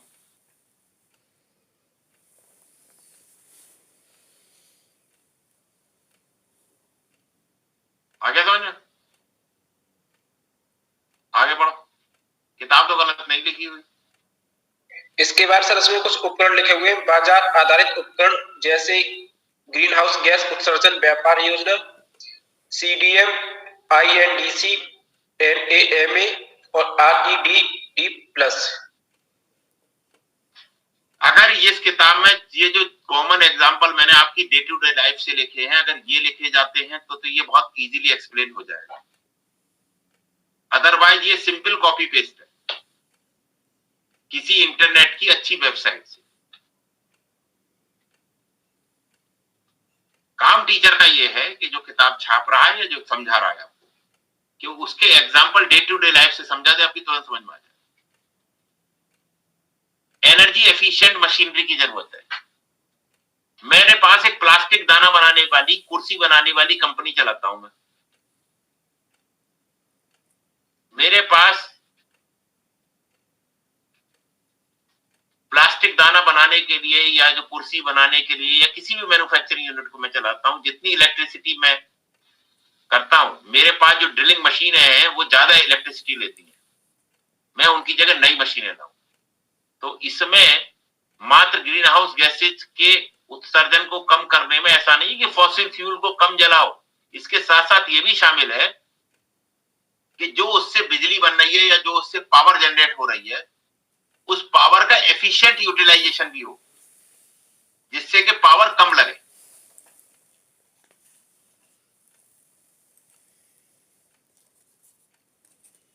उस जितनी मशीनरी दुनिया भर में आप देखते हो, आज से 50 साल पहले उसी मशीनरी का रूप देख लो और आज देख लो। उनकी प्रोडक्शन बढ़ा है, एफिशिएंसी बढ़ी है और कंजम्पशन, उनका जो पावर का कंजम्पशन है वो घटा है। आप 30 साल पुराने किसी स्कूल में पंखे देख लो, इतने बड़े बड़े, अगर आप इन्वर्टर पे चलाओ तो पूरा इन्वर्टर बैठ जाएगा 1 घंटे में। इसका मतलब क्या है? वो एनर्जी एफिशिएंट मशीन बनी है। नई जो मशीन है पंखे की, वो एनर्जी एफिशिएंट है। वही तो कह रहा है, जब एनर्जी एफिशिएंट होगी तो एनर्जी कम लगेगी तो कम खरीदेंगे तो कम बनानी पड़ेगी तो कम कोयला लगेगा। अभी तक समझ में आया हो तो बताओ। आ गया सर। नूतन सिंह राणा, तुम्हारी समझ में आया हो तो बताओ। जी सर, जी सर। तुमने भी वही किताबें ले रखी है जी सर, यही है मेरे पे। कथा सरित सागर से ये आनंद ले रहे हैं, उससे तुम भी ले रहे हो क्या? Yes sir, yes sir. सभी लोग इसी ये किताब है। आनंद लेते हैं। आप तो अपनी बात ही मत करिए। आप मुझे बताओ, इस किताब से आपकी समझ में कैसे आएगा? ये मेरी समझ में नहीं आ रहा।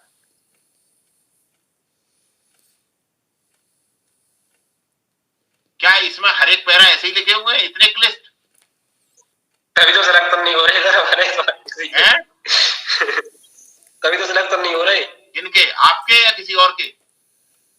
हम ही सभी के जो पढ़ने वाले हैं। नहीं तो मतलब सिलेक्शन क्यों नहीं हो रहे? मतलब वो कंसेप्ट नहीं समझ पा रहे। यस हाँ सर, सर, वही प्रॉब्लम है। क्या इंग्लिश मीडियम में जो किताब है वो भी इसी तरीके की है क्या?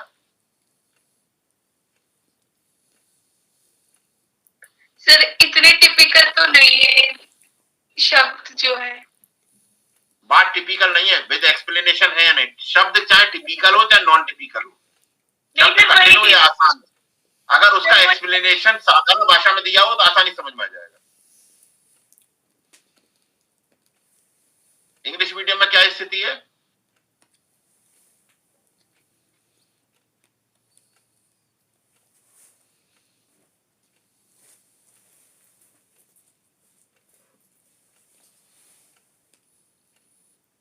मेरे ख्याल से आवाज नहीं आ रही।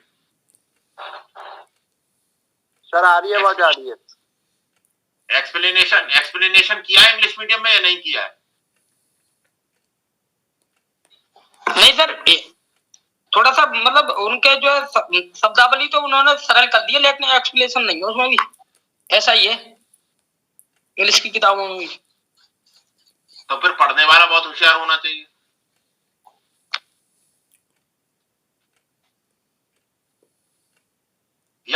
वाला बहुत ब्रिलियंट होना चाहिए, दो में से दो, या तो दोनों ब्रिलियंट हो या कम से कम एक तो ब्रिलियंट हो। पढ़ाने वाला है तो पढ़ने वाले को बता देगा, और नहीं है पढ़ने वाला ब्रिलियंट है तो कोई जरूरत ही नहीं, ही कैन इजीली एक्सप्लेन। मुझे लग रहा है हिंदी मीडियम की समस्याओं में एक समस्या ये भी है शायद। बिल्कुल सर, ये तो है समस्या। तो जो हिंदी मीडियम के बड़े स्टेक होल्डर्स हैं वो इसे साधारण शब्दों में एक्सप्लेन क्यों।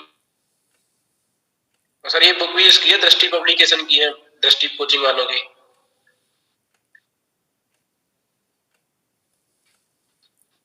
तो समझ में तो आनी चाहिए ना।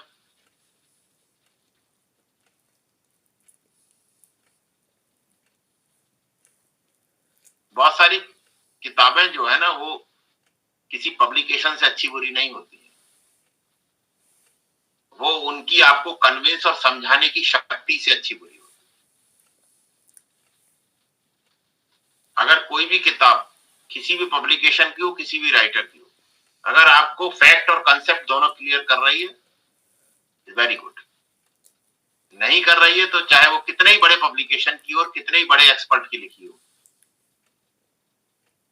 आपको शायद एक फेमस किस्सा नहीं मालूम होगा, सर आइजैक न्यूटन का नाम हर व्यक्ति ने सुना है। उन्होंने बड़ा रिसर्च किया और बहुत बड़े फिजिसिस्ट थे इंग्लैंड के।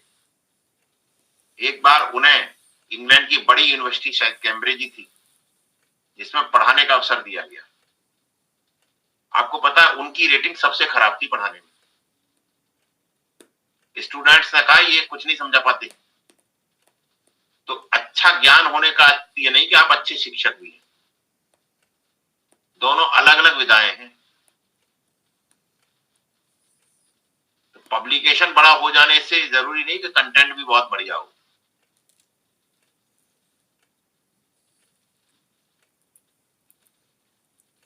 तो अपने विवेक का उपयोग करें हर चीज में। अब क्योटो प्रोटोकॉल में ही उन्होंने कहा कि भाई अडेप्टेशन फंड बनाया जाएगा, और ये 2001 में ही बन गया। और ये कहा कि ये अडेप्टेशन प्रोजेक्ट को फाइनेंस करेगा। अब जरा पता करना इंटरनेट पे कि जो इंडोनेशिया की राजधानी शिफ्ट हुई है ये भी एक अडेप्टेशन प्रोजेक्ट के अंडर ही तो नहीं हुई। 2001 का बना हुआ है अडेप्टेशन फंड, और उसके बाद उसी में लिखा हुआ है कि अडेप्टेशन प्रोजेक्ट जो बनेंगे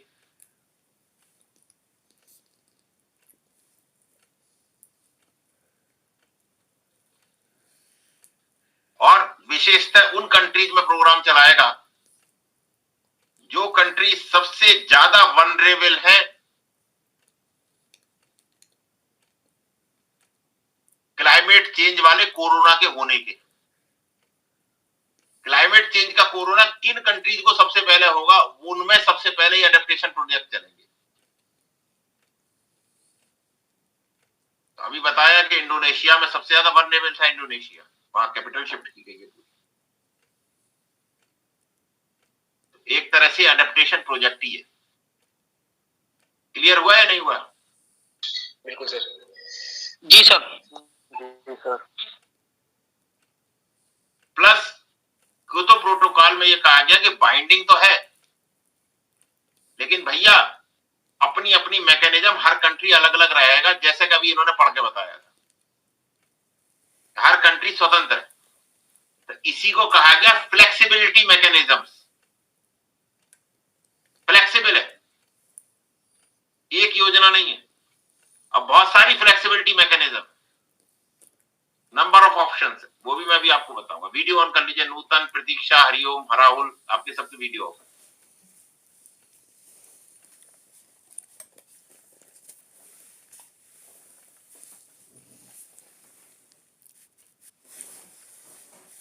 शिवम इनसे को वीडियो ऑन कर लें, मैं आ रहा हूं पानी पी के।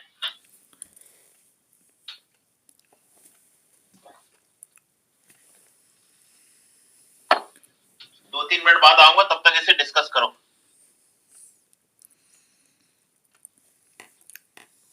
जो किताब में लिख रहा है उसे कम से कम पढ़ो तो सही।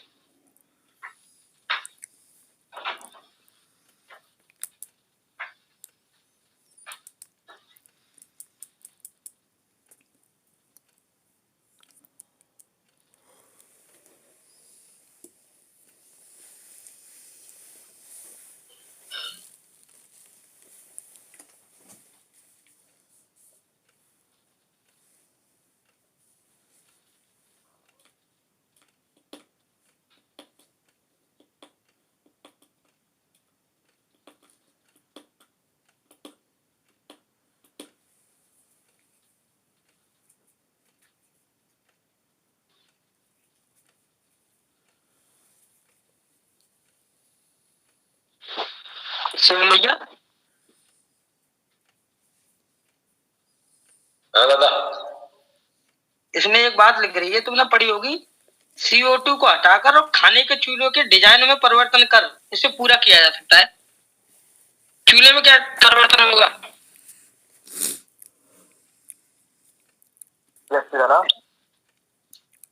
हेलो, लकड़ी की जगह चूल्हे को गैस से जलाओ। इंडक्शन चूल्हा वगैरह में। ये हो सकता है भैया, जलाओ और चिमनी लगवाओ, पूरा जो भी कोई मतलब वो स्मोक निकलेगा फिल्टर होके जाएगा एनवायरनमेंट में। डिजाइन करो चूल्हे है। बिल्कुल। थोड़ी देर बाद कहेंगे खाना ही मत खाओ बना के फल फ्रूट खाओ। ऐसे खा लो कच्चा।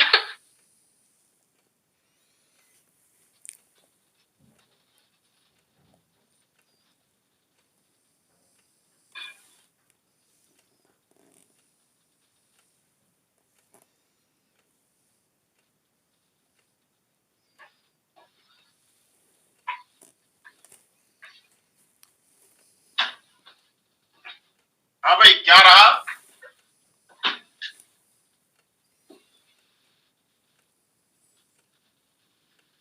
कोई कंफ्यूजन या कोई बात निकल के आई नहीं?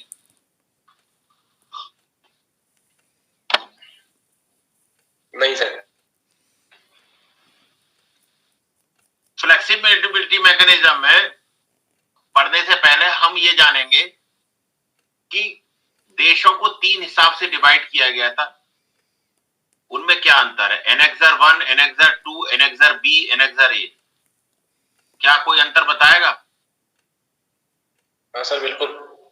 बताओ सर। फर्स्ट में ऐसे देश, विकसित देश शामिल थे जिनकी अर्थव्यवस्था सर संक्रमण काल से गुजरी हो, और दूसरे लिस्ट में ऐसे देश शामिल थे सर विकसित देश जिनकी अर्थव्यवस्था जो है मतलब वो अच्छी तरह से रन करी हो, और तीसरे विकासित देश शामिल थे जैसे भारत, पाकिस्तान, चीन, ब्राजील वगैरह। ये सर पहले दो में जरा क्लियर करो, कुछ कंफ्यूजिंग टाइप का है मामला। सर पहला वाला जो है उसमें ये कहते हैं कि ऐसी कंट्री होनी चाहिए जो विकसित हो, और जो है 1992 के समय संस्था थी OECD करके उसके सदस्य रहे होंगे। और सर उनकी, और एक जो दूसरा वाला है उसमें ये कहे कि, और इसी फर्स्ट वाले में ये है कि इनकी अर्थव्यवस्था जो संक्रमण काल से गुजरी है, जैसे रूस की है, और सर जैसे विभिन्न पूर्वी यूरोपीय देश है इन लोगों की। और दूसरे वाले में संक्रमण काल से गुजरी हो या गुजर रही हो?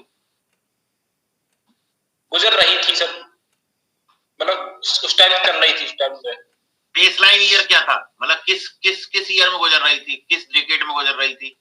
मतलब अनिश्चित काल में गुजर रही थी? फिर 1990 होगा मेरे हिसाब से, इसमें वो तो नहीं लिख रखा। 1992 है सर, ये 1992, सॉरी सर। अरे यार, संक्रमण काल में गुजर रही थी तो भैया उसका कोई बेस ईयर होगा संक्रमण काल का। संक्रमण काल ईयर नहीं होगा तो डिकेड होगा, या अनिश्चित काल तक संक्रमण काल ही बना रहा उसमें। 1992 सर। इस बारे में आपकी जो ग्रंथ है वो मौन है क्या? मौन नहीं है सर, बताता नहीं। 1992 सर, 1992 सर। ठीक है, आगे। दूसरे में वे विकसित देश थे जो OECD के सदस्य थे, और लेकिन उनकी अर्थव्यवस्था संक्रमण काल से नहीं गुजरी। मतलब बिना संक्रमण काल कब गुजरी उनकी ये नहीं पता, संक्रमण काल से नहीं गुजरी है। तो पहली वाली कैटेगरी जिनकी संक्रमण काल से गुजरी है उनका एग्जांपल क्या है? उसमें दे रखा है सर रशियन फेडरेशन, बाल्टिक देश और पूर्वी यूरोपियन देश। ठीक, मैं समझ गया इसका मतलब। अभी आपको बताता हूँ क्या है। और दूसरे में क्या है? दूसरे में क्या एग्जांपल है सर? इसमें एग्जांपल तो नहीं दे रखे, लेकिन इसमें अमेरिका वगैरह हो सकती है मेरे हिसाब से। इसमें पाकिस्तान भी हो सकता है, क्या दिक्कत है? जब नहीं दे रखा तो भूटान भी हो सकता सर विकसित तो नहीं है फिर ये विकसित वाले का सीडी में नहीं है ना।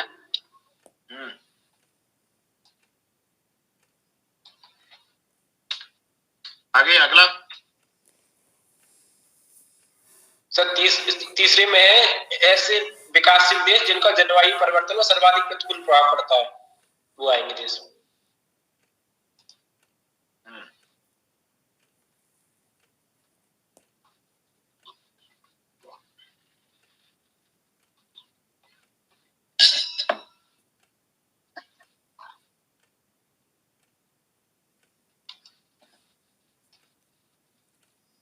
क्या डेफिनेशन आपको क्लियर कर पा रही है अर्थ को?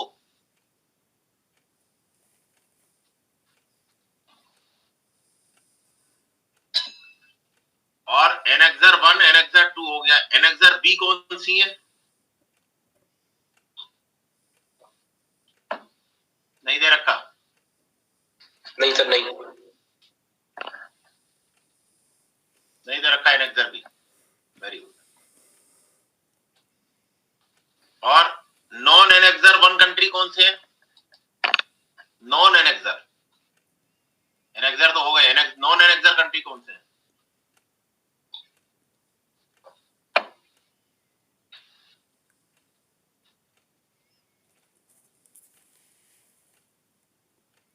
तुम्हारे पास जो किताब है और लोगों के पास, वो देखें जरा। सर नॉन एनेक्सर में इसने दिया है कि जिनके ऊपर कोई बाइंडिंग नहीं है कि वो पार्टिसिपेट करते हैं या ना करें ग्रीन हाउस गैसेस के रिडक्शन में।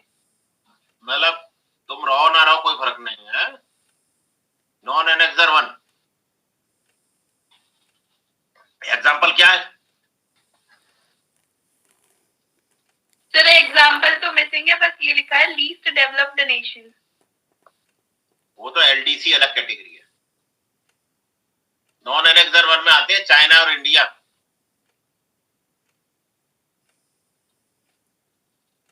ये नॉन एनेक्सर 1 कंट्रीज हैं। तो आप कह रही होगी लीस्ट डेवलप्ड है। नॉन एनेक्सर 1 में वो कंट्रीज आते हैं जो कि क्योटो प्रोटोकॉल को तो साइन कर चुके हैं, लेकिन एज ए डेवलपिंग नेशन है वो, और उन्हें एमिशन रिडक्शन की जरूरत नहीं है। इसी नॉन एनेक्सर 1 पे बड़ी पॉलिटिक्स हुई है।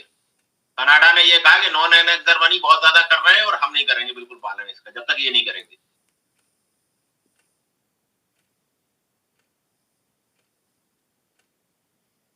किताबें आपकी मुझे लगता है कि, मैं ये तो नहीं कहूंगा खराब है, लेकिन सफिशिएंट एनफ नहीं लगती मुझे आपको समझा पाने में। नॉन एनेक्सर 1 वो कंट्री है जिसमें मेनली इंडिया एंड चाइना है।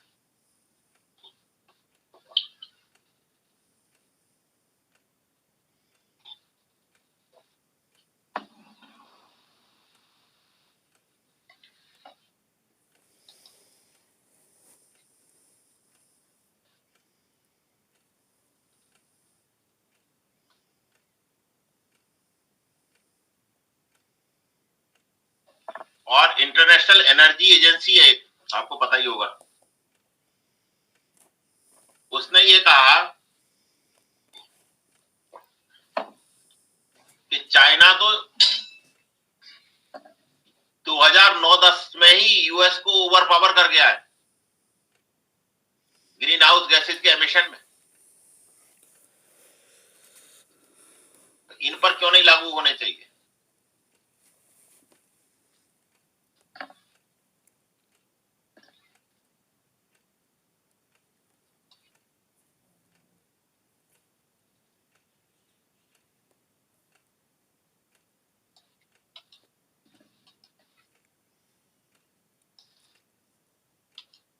इस बारे में कुछ दे रखा है, इसमें नहीं दे रखा?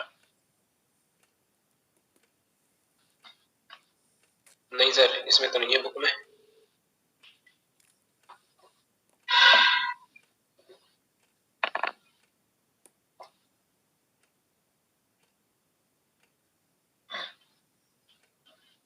जान लीजिए, China and India both are non annexure 1 country. These are the developing countries under Kyoto Protocol. They don't have any legally binding emission reduction target.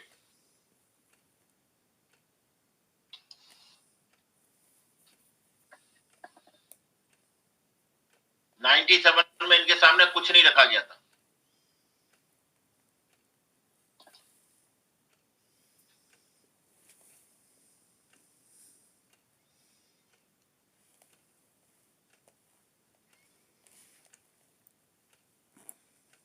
की डेट में नॉन एनेक्सर वन कंट्री में आता है Solomon Iceland.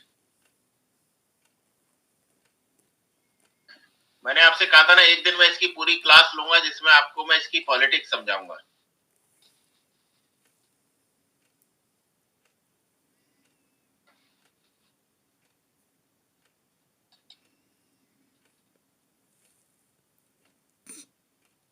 Annexure one countries वो countries हैं developed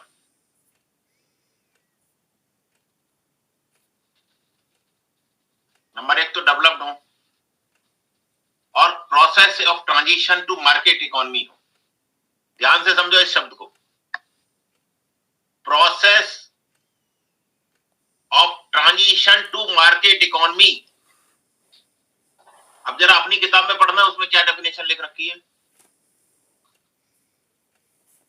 sir इसमें लिखा हुआ है कि जिनकी अर्थव्यवस्था उस समय संक्रमण से गुजरी, इकोनॉमिक ट्रांजैक्शन से गुजर रही थी, ये लिखा हुआ है।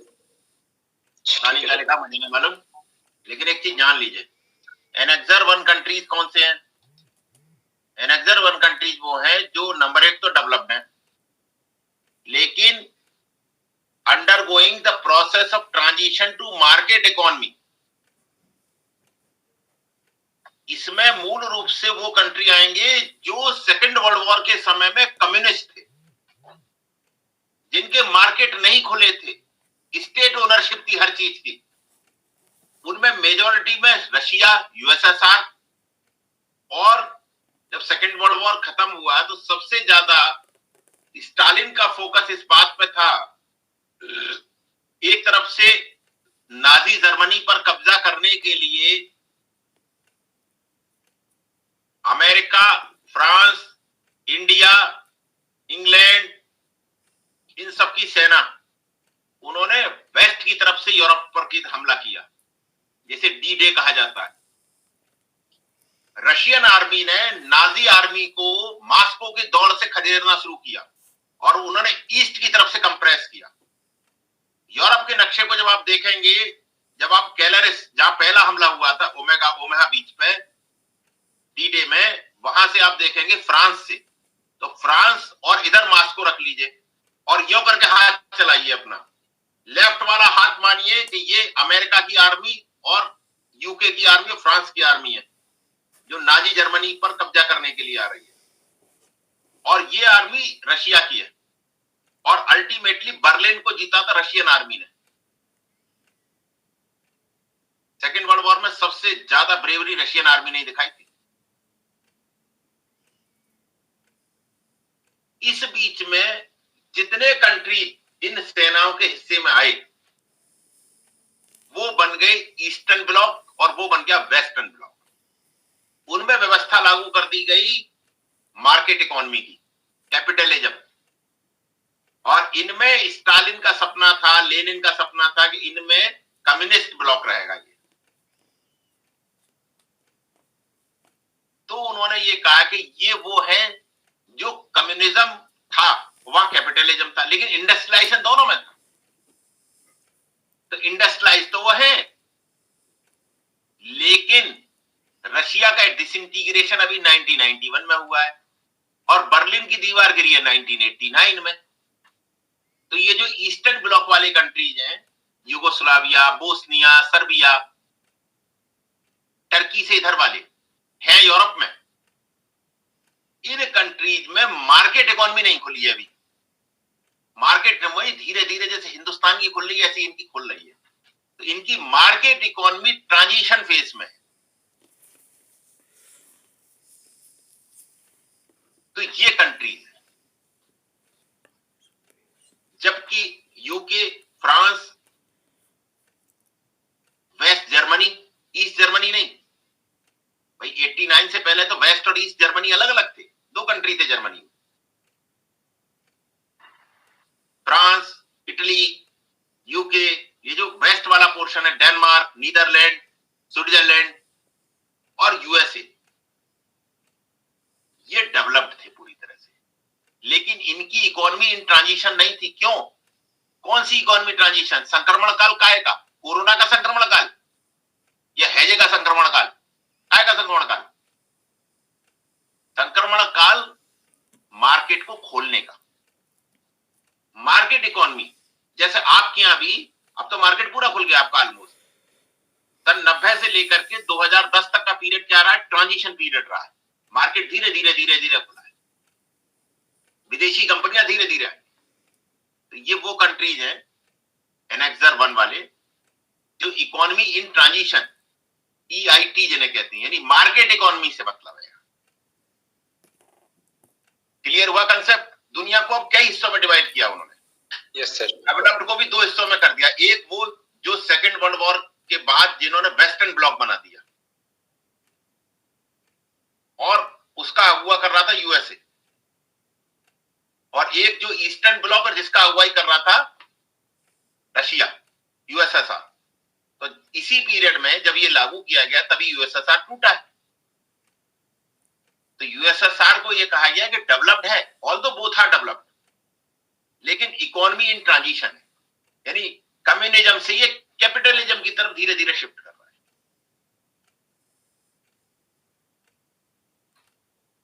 तो इनके लिए एमिशन रिडक्शन कंपैरेटिवली डिफरेंट रखे जाएंगे। अब आ गया हो समझ में? तो बताओ। आगे सर, आगे पूरी तरह से। प्रतीक्षा तुम बताओ, तुम्हारी समझ में आया कि नहीं?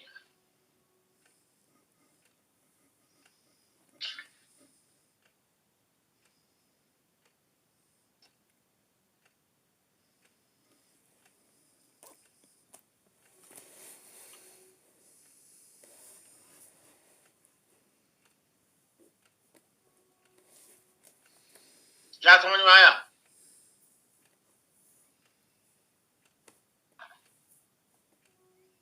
सर यही समझ में आया कि इनकी जो अर्थव्यवस्था है उससे उनके मार्केट वगैरह के उस हिसाब से ली गई है। मतलब उनके मार्केट खुले नहीं थे पूरी विश्व की अर्थव्यवस्था के लिए, और इसको भी 2 पार्टों में बांट दिया, ईस्ट और वेस्ट वाले में। ईस्ट में जिसमें रसिया का सहयोग था, स्टालिन वगैरह का, उधर ले लिया है, और वेस्ट में जिसमें USA का हस्तक्षेप था। ठीक है, इन्हीं के बीच में कोल्ड वार चला है 40 साल। जी सर।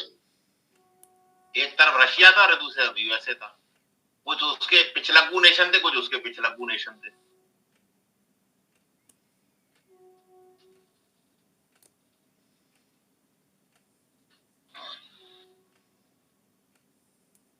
प्रतीक्षा तुम्हारी समझ में आ गया? जी सर।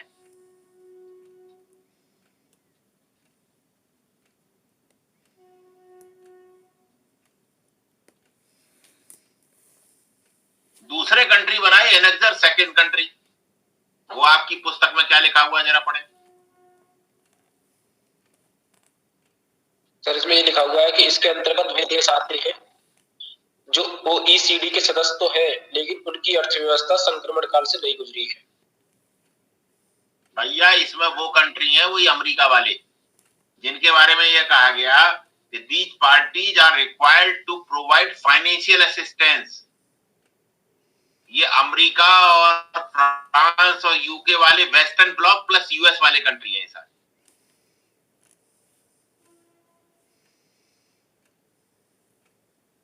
ये कंट्री क्या करेंगे?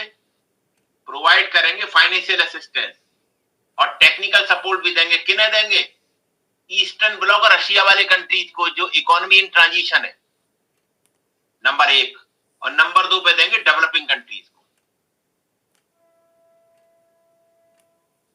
तो 2 तरह से हो गए, एनेक्सर 1 और एनेक्सर 2। एनेक्सर 1 में रशिया और उसके सहयोगी जो डेवलप्ड तो है लेकिन इकोनॉमी ट्रांजिशन फेज में मार्केट खुल रहे हैं उनके, और दूसरे में एनेक्सर 2 में डेवलप्ड लेकिन उनकी इकोनॉमी इन ट्रांजिशन नहीं, ऑलरेडी खुले हैं पहले से। पिछले 200-300 सालों से मुक्त व्यवहार है, मुक्त व्यापार, लेसेजे फेयर, मुक्त व्यापार अर्थव्यवस्था है वहां। तो जहां माल खरीदो माल बेचो।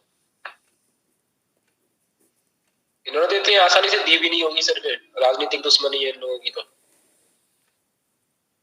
उनके बारे में कहा गया कि तुम चूंकि बहुत विकसित हो चुके हो और ये इकोनॉमी इन ट्रांजिशन है, तो इन्हें कुछ पैसा दो, इन्हें कुछ टेक्निकल सपोर्ट दो, फाइनेंशियल सपोर्ट दो, इन्हें भी दो, और वो जो थर्ड वर्ल्ड कंट्री है डेवलपिंग उन्हें भी दो।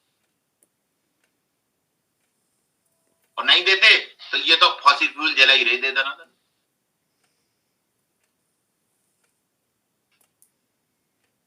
जैसे आपके बगल के मकान में कोई आदमी टायर से रोटी बनावे रोज और आपके घर में धुआं आवे, तो आप क्या करेंगे? या तो उसे गैस का कनेक्शन खरीद के दे दीजिए, नहीं तो वो दे देना टायर जलाएगा।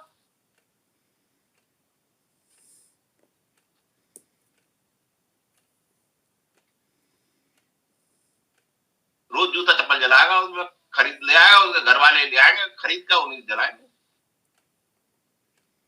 होना तो हम पे है नहीं गैस, हम तो यही जलाएंगे, हमारी मर्जी। आगे समझ में नहीं आई? उन्होंने कहा इन्हें तो होगी धुएं से भी बीमारी, ये हमें और कर देंगे, इन्हें तो कोई चिंता है नहीं।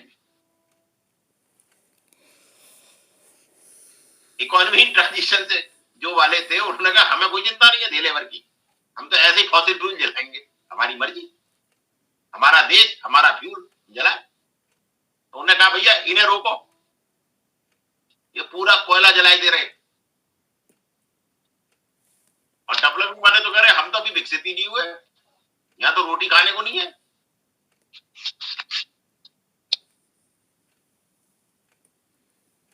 अब समझ में आया तीनों का अंतर, एनेक्सर 1 एनेक्सर 2?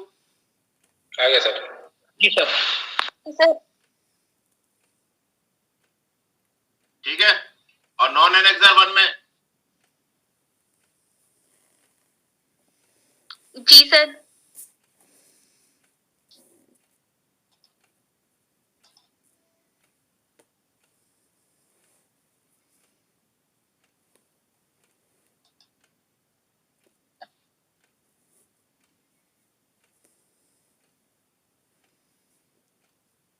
तो एनेक्सर और पार्टीज वो हैं जिनमें इंडस्ट्रियलाइज कंट्रीज हैं,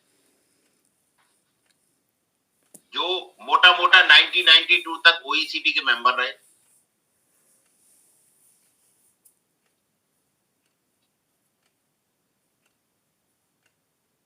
लेकिन इकोनॉमी इन ट्रांजिशन है।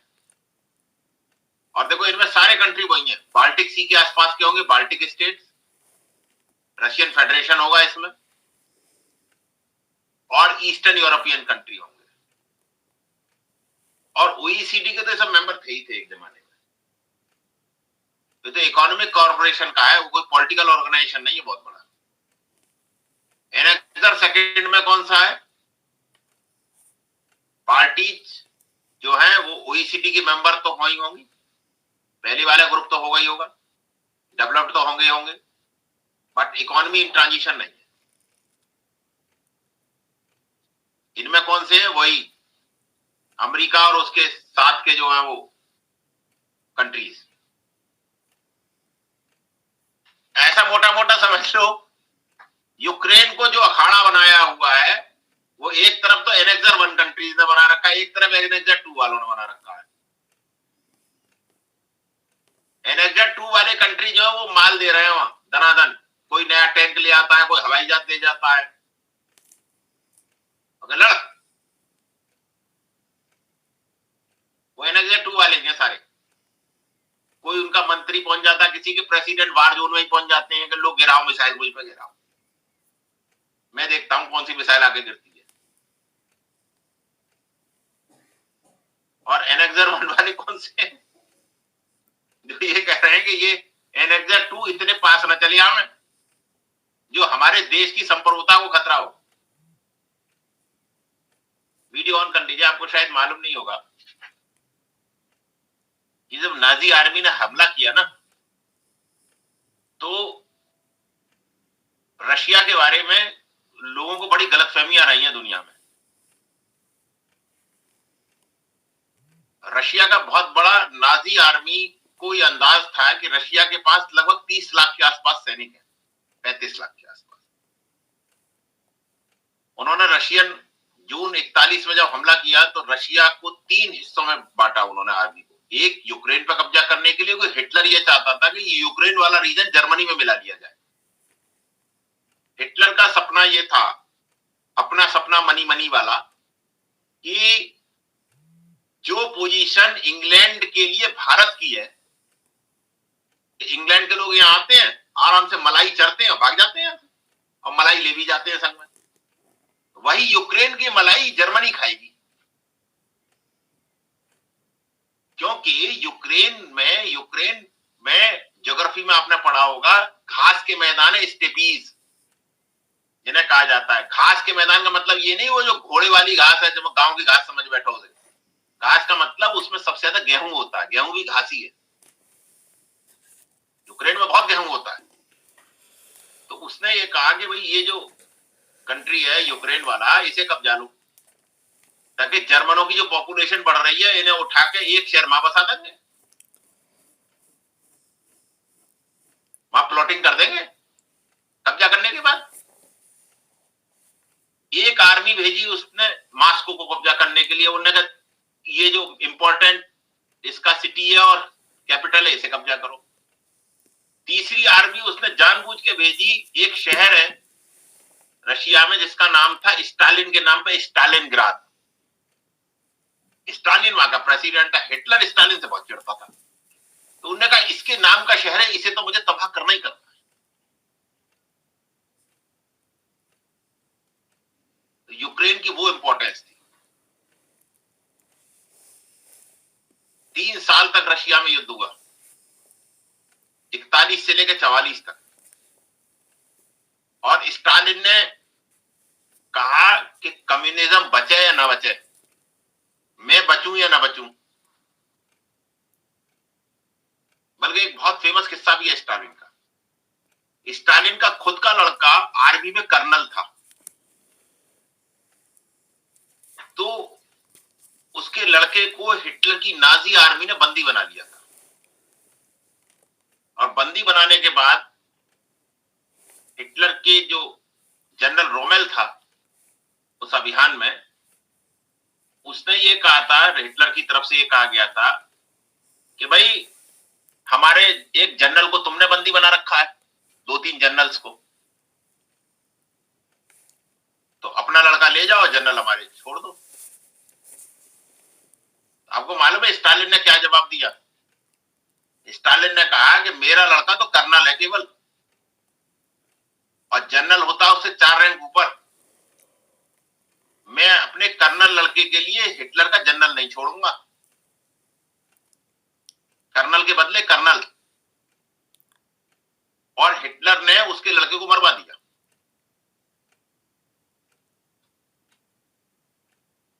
उन्होंने कहा जनरल नहीं छूटा जा सकता, जनरल तो 4 रैंक ऊपर है, जनरल मेरे कब्जे में, उसे क्या छोड़ दूंगा हिटलर कर्नल के पीछे? कर्नल भले ही मेरा लड़का सही। ये लेवल ऑफ सेक्रीफाइस था रशियंस का। तो स्टालिन ने ये कहा, आज भी वहां हर साल मई में 8 या 9 मई को होती है विक्ट्री डे परेड, यूट्यूब पर पड़ी रहती है हर साल की, देखा करिए। हर बार पुतिन लेते हैं उसकी सलामी। दुनिया की सबसे ग्रैंड परेड होती है वो, रशियन आर्मी की जीत के उपलक्ष्य में मनाई जाती है वो, बहुत बड़ी परेड होती है। तो उन्होंने ये कहा कि you have to fight for the mother Russia, मातृभूमि के लिए आपको लड़ना है। तो हिटलर का जो इंटेलिजेंस फेलियर था बहुत बड़ा, वो ये था कि हिटलर को ये अंदाज था कि इन पर 35-40 लाख सैनिक हैं केवल, जिसमें से 30 लाख सैनिकों को वो 3 सालों में मार चुके थे। 30 लाख की आर्मी खत्म हो गई थी। लेकिन उन्हें यह नहीं पता था कि स्टालिन के पास साइबेरिया में और 35 लाख रिजर्व मौजूद है। रशियन आर्मी 75 लाख की थी। जिन्हें कुछ भी गलतफहमी है यूक्रेन वार के बारे में, उन्हें शायद बहुत सारे फैक्ट पता नहीं है। और इनमें 75 लाख में 30 से 32 लाख वो आर्मी थी जो बेसिकली आर्मी नहीं थी, सिविलियन थे। उन्हें आर्मी की ट्रेनिंग दी गई थी बस छोटी मोटी। उन सबको वर्दी पहना के उतार दिया। यानी टोटल आर्मी 30 + 30 + 30 लगभग 1 करोड़ की आर्मी थी। और उस 1 करोड़ की आर्मी ने बर्लिन तक खदेड़ा नाजी आर्मी को, क्योंकि हिटलर ने जो अपनी आर्मी घुसाई थी 3 तरफ से, उसकी स्ट्रेंथ 45 लाख थी। इसीलिए उसको जर्मन वार मशीन कहा जाता था। 45 लाख की आर्मी ने हमला किया था रशिया पे।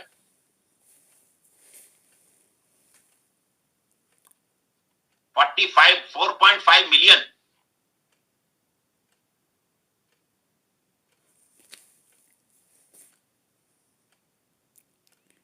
तो एनेक्सर 1 और एनेक्सर 2 का अंतर समझ में आ गया? आपकी ग्रंथावली बड़ी अजीब है।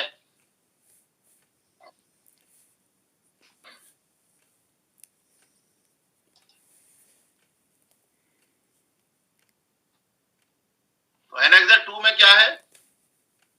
वही डेवलप्ड कंट्रीज है, इकोनॉमी इन ट्रांजिशन में नहीं गई है, वो फाइनेंशियल रिसोर्स प्रोवाइड करेंगे डेवलपिंग कंट्रीज को भी और इन एनेक्सर 1 को भी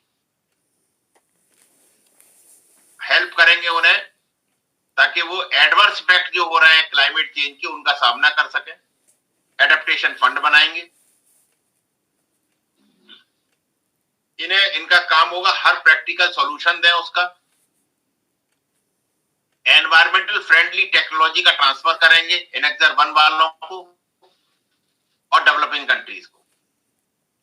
फंडिंग करेंगे। तीसरी कैटेगरी बनाई उन्होंने नॉन एनेक्सर 1 पार्टी। इनमें डेवलपिंग कंट्री रखे गए।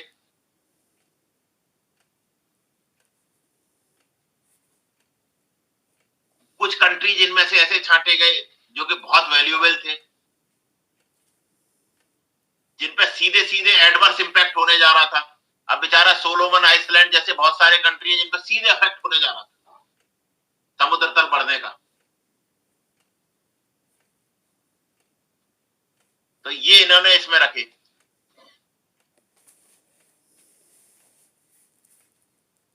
क्लियर होगा? Yes sir. नॉन एनेक्सर 1 में ऐसे भी कंट्री रखे इंडिया चाइना के अलावा जो लो लाइन कोस्टल एरिया में थे, जिनमें ड्राउट और डेजर्टिफिकेशन भी हो सकता था और उनमें डूब भी सकते थे। और इनमें ऐसे भी कंट्री रखे जिनमें कोई रिन्यूएबल सोर्स ऑफ एनर्जी मौजूद ही नहीं है। वो अगर कोयले को न जलाएं तो उनके बिजली नहीं बनेगी। उनके कोयला जलाना, फॉसिल फ्यूल यूज करना मजबूरी है।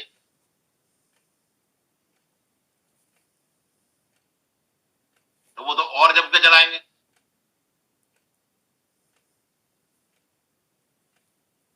तो ये और नॉन एनेक्सर 1 पार्टीज हो गई। एक तरह से एनेक्सर 1 और एनेक्सर 2 तो मोटा मोटा डेवलप्ड वर्ल्ड है और नॉन एनेक्सर 1 में डेवलपिंग है। और डेवलप्ड में भी जो एनेक्सर 1 है वो है पूंजीवादी देश,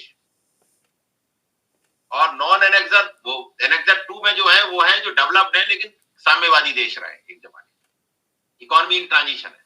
और नॉन एनेक्सर 1 में सारे डेवलपिंग है।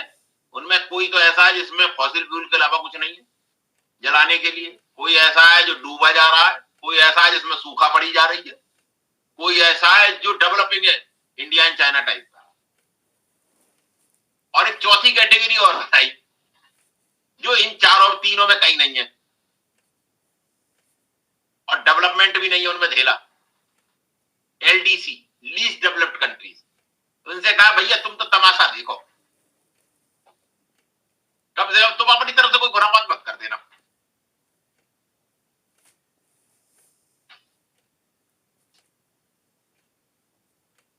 ऐसे लगभग 49-50 कंट्री छांटे उन्होंने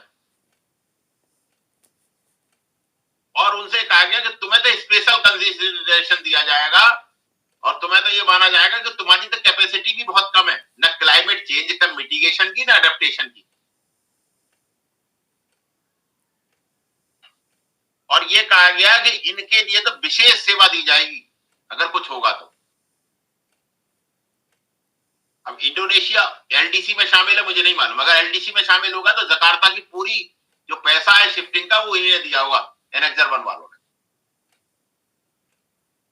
लीज डेवलप से कहा गया कि तुम भैया शांत बने रहो, कोई नई खुरापात मत करना। तुम मालूम पड़ा कि उन्हें डर ये था कि ये अभी किसी दूसरे कंट्री से समझौता कर बैठेंगे और कहेंगे लाओ हमारे एक पावर हाउस लगा जाओ, लाओ हम भी कुछ धुआं निकाल लें।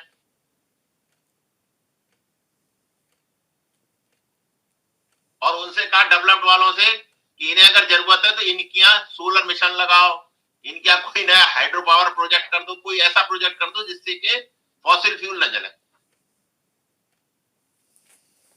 तो सबसे ज्यादा जिम्मेदारी सीबीडीआर में एनेक्सर 1 पार्टीज की बनाई गई कि तुम पे टेक्नोलॉजी भी है, तुम पे पैसा भी है, सबसे ज्यादा खराब भी तुम्ही ने किया है, तो अब ये पूरे गांव का जो है तुम संभालो। कुछ तो बिल्कुल बिलो पॉवर्टी लाइन वाले हैं, कुछ ऐसे हैं जो एपीएल में है लेकिन वो ट्रांजिशन में है डेवलप्ड बनने के, कुछ ऐसे हैं जो डेवलप्ड तो है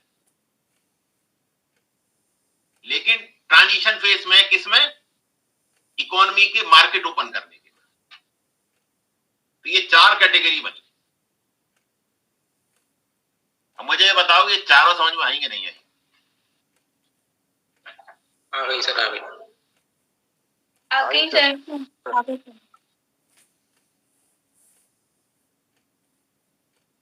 क्योंकि जब तक ये 4 समझ में नहीं आएंगी, इनमें चारों में अब बिजनेस शुरू किया गया कि कार्बन टैक्स कैसे लगेगा, कार्बन क्लीन डेवलपमेंट मैकेनिज्म कौन सा एनेक्सर 1 किस कंट्री में करेगा, कैसे करेगा। तो पूरी दुनिया को 4 कैटेगरी में मोटा मोटा डिवाइड। अब मैं सोच रहा हूं कि मैं अगर कल आपकी क्लास लूंगा, नहीं तो कल मेरी नहीं है, लेकिन मैं अगर क्लास लूंगा कल, परसों या संडे को ले सकता हूं मैं दिन में, मैं चाहूंगा कि आप इस पर ना एक एक आलेख लिखो, क्योंकि ये बड़ा वैसा कंसेप्ट है डीप, और खास तौर से जिन किताबों का आप अध्ययन कर रहे हैं, सेवन कर रहे हैं, मनन कर रहे हैं, चिंतन कर रहे हैं, जिन्हें घोट के पी रहे हैं, उन किताबों में जो भाषा लिखी हुई है वो आपको और ज्यादा परेशान कर रही है और आपकी समझ में कंसेप्चुअल क्लैरिटी नहीं हो रही, मात्र रट रहे हो उसे बैठ के। और रटने से क्या होता है, अब तो मैं बिल्कुल क्लियर हो गया होगा, मुझे लग रहा है कि ये 4 तरह की कंट्रीज कौन कौन सी। मैं मुतमईन होना चाहता हूं कि आपको ये सब क्लियर है विद एग्जांपल। आप अब हम इसमें पढ़ेंगे वही clean development mechanism, certified emission reduction, इसकी जो नई टेक्निक्स है। तो पहले अब हम आ गए चलते चलते कि हमने पूरी दुनिया को 4 हिस्सों में डिवाइड कर दिया क्लाइमेट चेंज के हिसाब से। मैं चाहता हूं कि आप लोग सब इस पे कम से कम 4-4, 5-5 पेज लिख करके ग्रुप पे डालें और मुझे ये बता दें कब तक डालेंगे। संडे तक सर।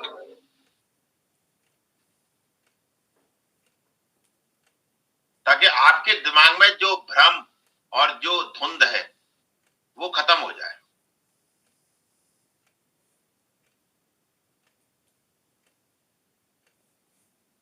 अगर मैं खत्म करने में, दूर होने में सफल रहा तो मुझे लगेगा कि भाई आज मैंने 1.5-2 घंटा दिया, 12 बज गया रात का, तो फायदा होगा कुछ।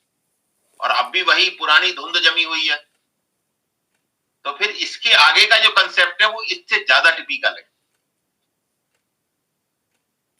उन्हें फिर आप नहीं समझ पाएंगे। जिनसे यूपीएससी में, मेंस में सवाल आते हैं, यूपीएससी यहां तक ये मानती है कि ये आपको पता है, सवाल इससे आगे के लेवल पे आएंगे। यूपीपीसीएस में क्या आता है वो जरा मुझे बता दो मेंस में। अगर आता है तो इतनी दिमाग खपची करो, और नहीं आता तो क्या बिना बात के दिमाग खपची कर रहे हो। सर नहीं आता, इतना कठिन को सवाल नहीं आया इस पे भी।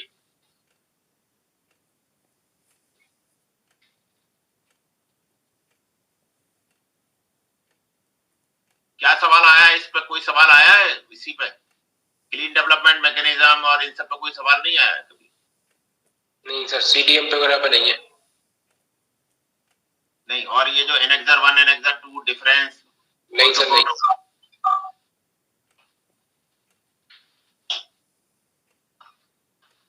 प्रतीक्षा तुम बताओ। नहीं सर, डायरेक्ट कोई क्वेश्चन नहीं है इससे रिलेटेड। यूपीएससी में जो सवाल आ रहे हैं वो किस तरह के आ रहे हैं?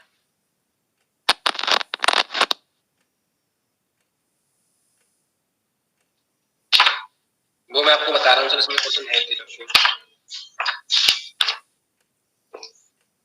तो सर एक क्वेश्चन आया है आपके 2014 में, क्या UNFCCC के अधीन स्थापित कार्बन क्रेडिट और स्वच्छ विकास यांत्रिकत्वों का अनुसरण जारी रखा जाना चाहिए? यद्यपि कार्बन क्रेडिट के मूल्य में भारी गिरावट आई है, आर्थिक समृद्धि के लिए भारत की ऊर्जा आवश्यकताओं की दृष्टि से चर्चा कीजिए। तो ये तो भाई साहब, ये जो इसकी अगली क्लास है ना, जी सर। उससे भी नहीं है ये सवाल, उससे भी अगली क्लास का सवाल है। ठीक है, ये आज इतना समझो, इसके बाद अब मैं आपको कार्बन क्रेडिट और कार्बन ट्रेडिंग ये सब समझाऊंगा। अब ये उसमें भी आगे पूछ रहा है कि कार्बन ट्रेडिंग हमारे लिए फायदेमंद है कि नहीं है।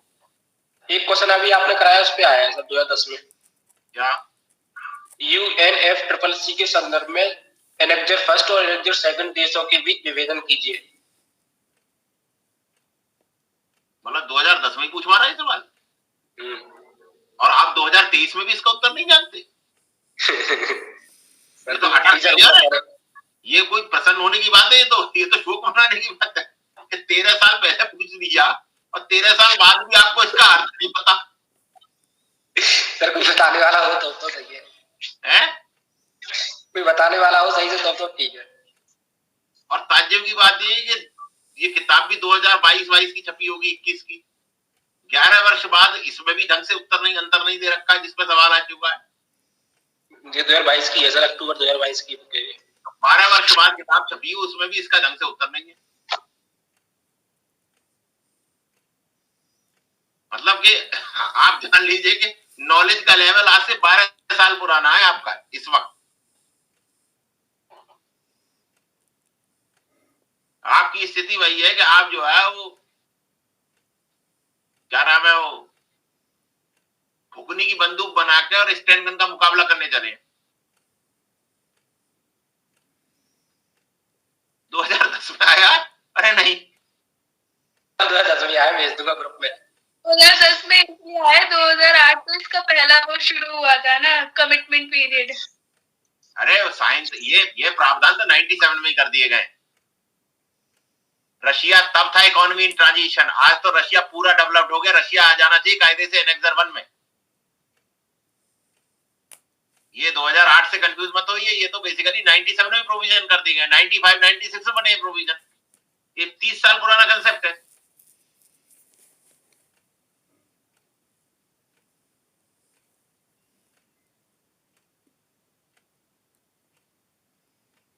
मुझे बड़ा ताज्जुब लग रहा है, 2010 में सवाल पूछा है और 2023 में स्थिति ये है तो उसे समझने के लाले पड़ रहे हैं।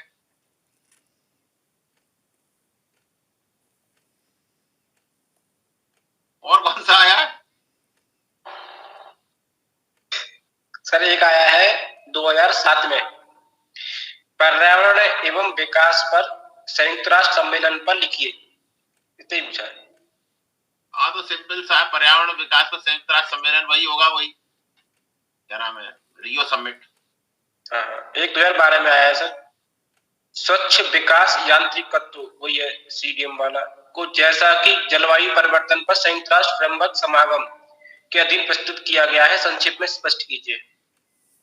हाँ, क्लीन डेवलपमेंट मैकेनिज्म को डिफाइन कराया। इसका मतलब चारों सवाल जो है, जो आपको पढ़ाया जा रहा है उनसे आ रहे हैं।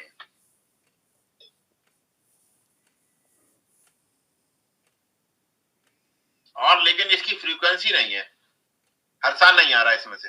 अच्छा, एनवायरनमेंट के दूसरे हिस्से से आता होगा, ये जरूरी। एनवायरनमेंट में 8-10 टॉपिक हैं, तो 8 टॉपिक मान लो है, उनमें से 2 सवाल आने हैं, 3 सवाल आते होंगे मुझे लग रहा है ज्यादा खींच के। 30 नंबर का आता है, 40 नंबर का आता है इसमें से, 200 में से। ऐसे आता है 30 नंबर का आता है। हाँ, तो उसमें से आप 30 नंबर के लिए आपको 8 चैप्टर तैयार करने हैं। उनमें से 8 है या 7 है मेरे ख्याल से, इसमें 6 तो होंगे। एक चैप्टर से तो नंबर 2-3 साल बाद ही आएगा, आपको करने 6 चैप्टर पड़ेंगे।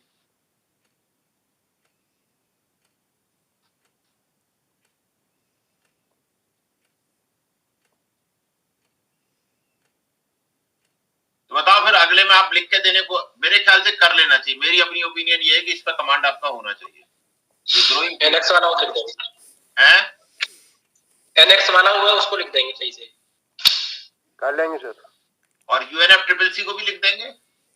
ठीक है, उसमें लिख देंगे। जी सर, जी सर। और मतलब इससे मिलते जुलते जो सवाल हैं उन्हें आप कर देंगे, लेकिन सवाल वास्तव में कठिन है, कठिन नहीं है, मतलब बेसिक सवाल है, बहुत कठिन भी नहीं कह सकते। ये अलग बात है कि वो कंसेप्ट जो आपको पता नहीं था और उसकी कंसेप्ट की क्लैरिटी इन किताबों में हो नहीं रही। एक आईपीसीसी की रिपोर्ट में लिखा है सर, 2008 में आया है, वैश्विक तापन पर आईपीसीसी की रिपोर्ट के संबंध में लिखिए। आईपीसीसी की तो मेरे ख्याल से हर 4 साल में रिपोर्ट आ रही है, हर साल आ रही है। और सर क्यों, ये बताओ, अगर इसमें एक ढंग की किताब लिख दी जाए, पब्लिशर तो मेरे कई मित्र हैं, मिल जाएगी सर।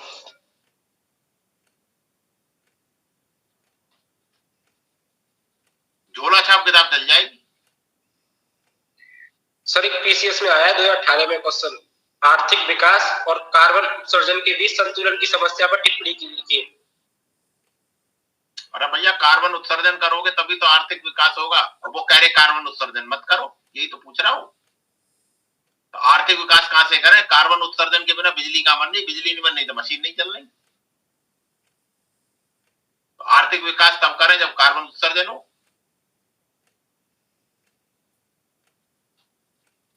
समझ में आ गया? यही पूछ रहा है वो। एक्चुअली ये जो सवाल है ना, ये इस तरह के हैं, जब आप आंसर में बैठे एग्जाम में, तो जैसे मेरे दिमाग में इसका उत्तर 1 सेकंड में आ गया। ये किसी किताब में नहीं मिलेंगे आपको लिखे हुए, आपको तुरंत इंस्टेंट फ्रेम करने पड़ेंगे कि हाँ भाई, आर्थिक विकास तभी होगा जब कार्बन उत्सर्जन होगा। कार्बन उत्सर्जन कम करना भी हमारे लिए जरूरी है और आर्थिक विकास भी करना जरूरी है। दोनों डगर पनघट की तो बहुत कठिन है कि कार्बन उत्सर्जन भी कम करें और आर्थिक विकास भी ज्यादा करें। हमें ग्रीन एनर्जी पे शिफ्ट करना पड़ेगा, आपको उपाय भी बताने पड़ेंगे, दुनिया भर की चीजें करनी। मतलब अगर ये पूरा टॉपिक ओवरऑल आपने पढ़ा है तो आप इसका उत्तर लिख देंगे, लेकिन आपके यहाँ तो ऐसे भी मॉडल है जिनमें इन्होंने कुछ नहीं, किसी ने लिखा तो भी वो आगे सेलेक्ट हो गए। सही बात है, इस ग्रुप में सेलेक्ट हुए, उन्हीं को पूछ लेना एक बार, उनको ही ना मालूम होगा।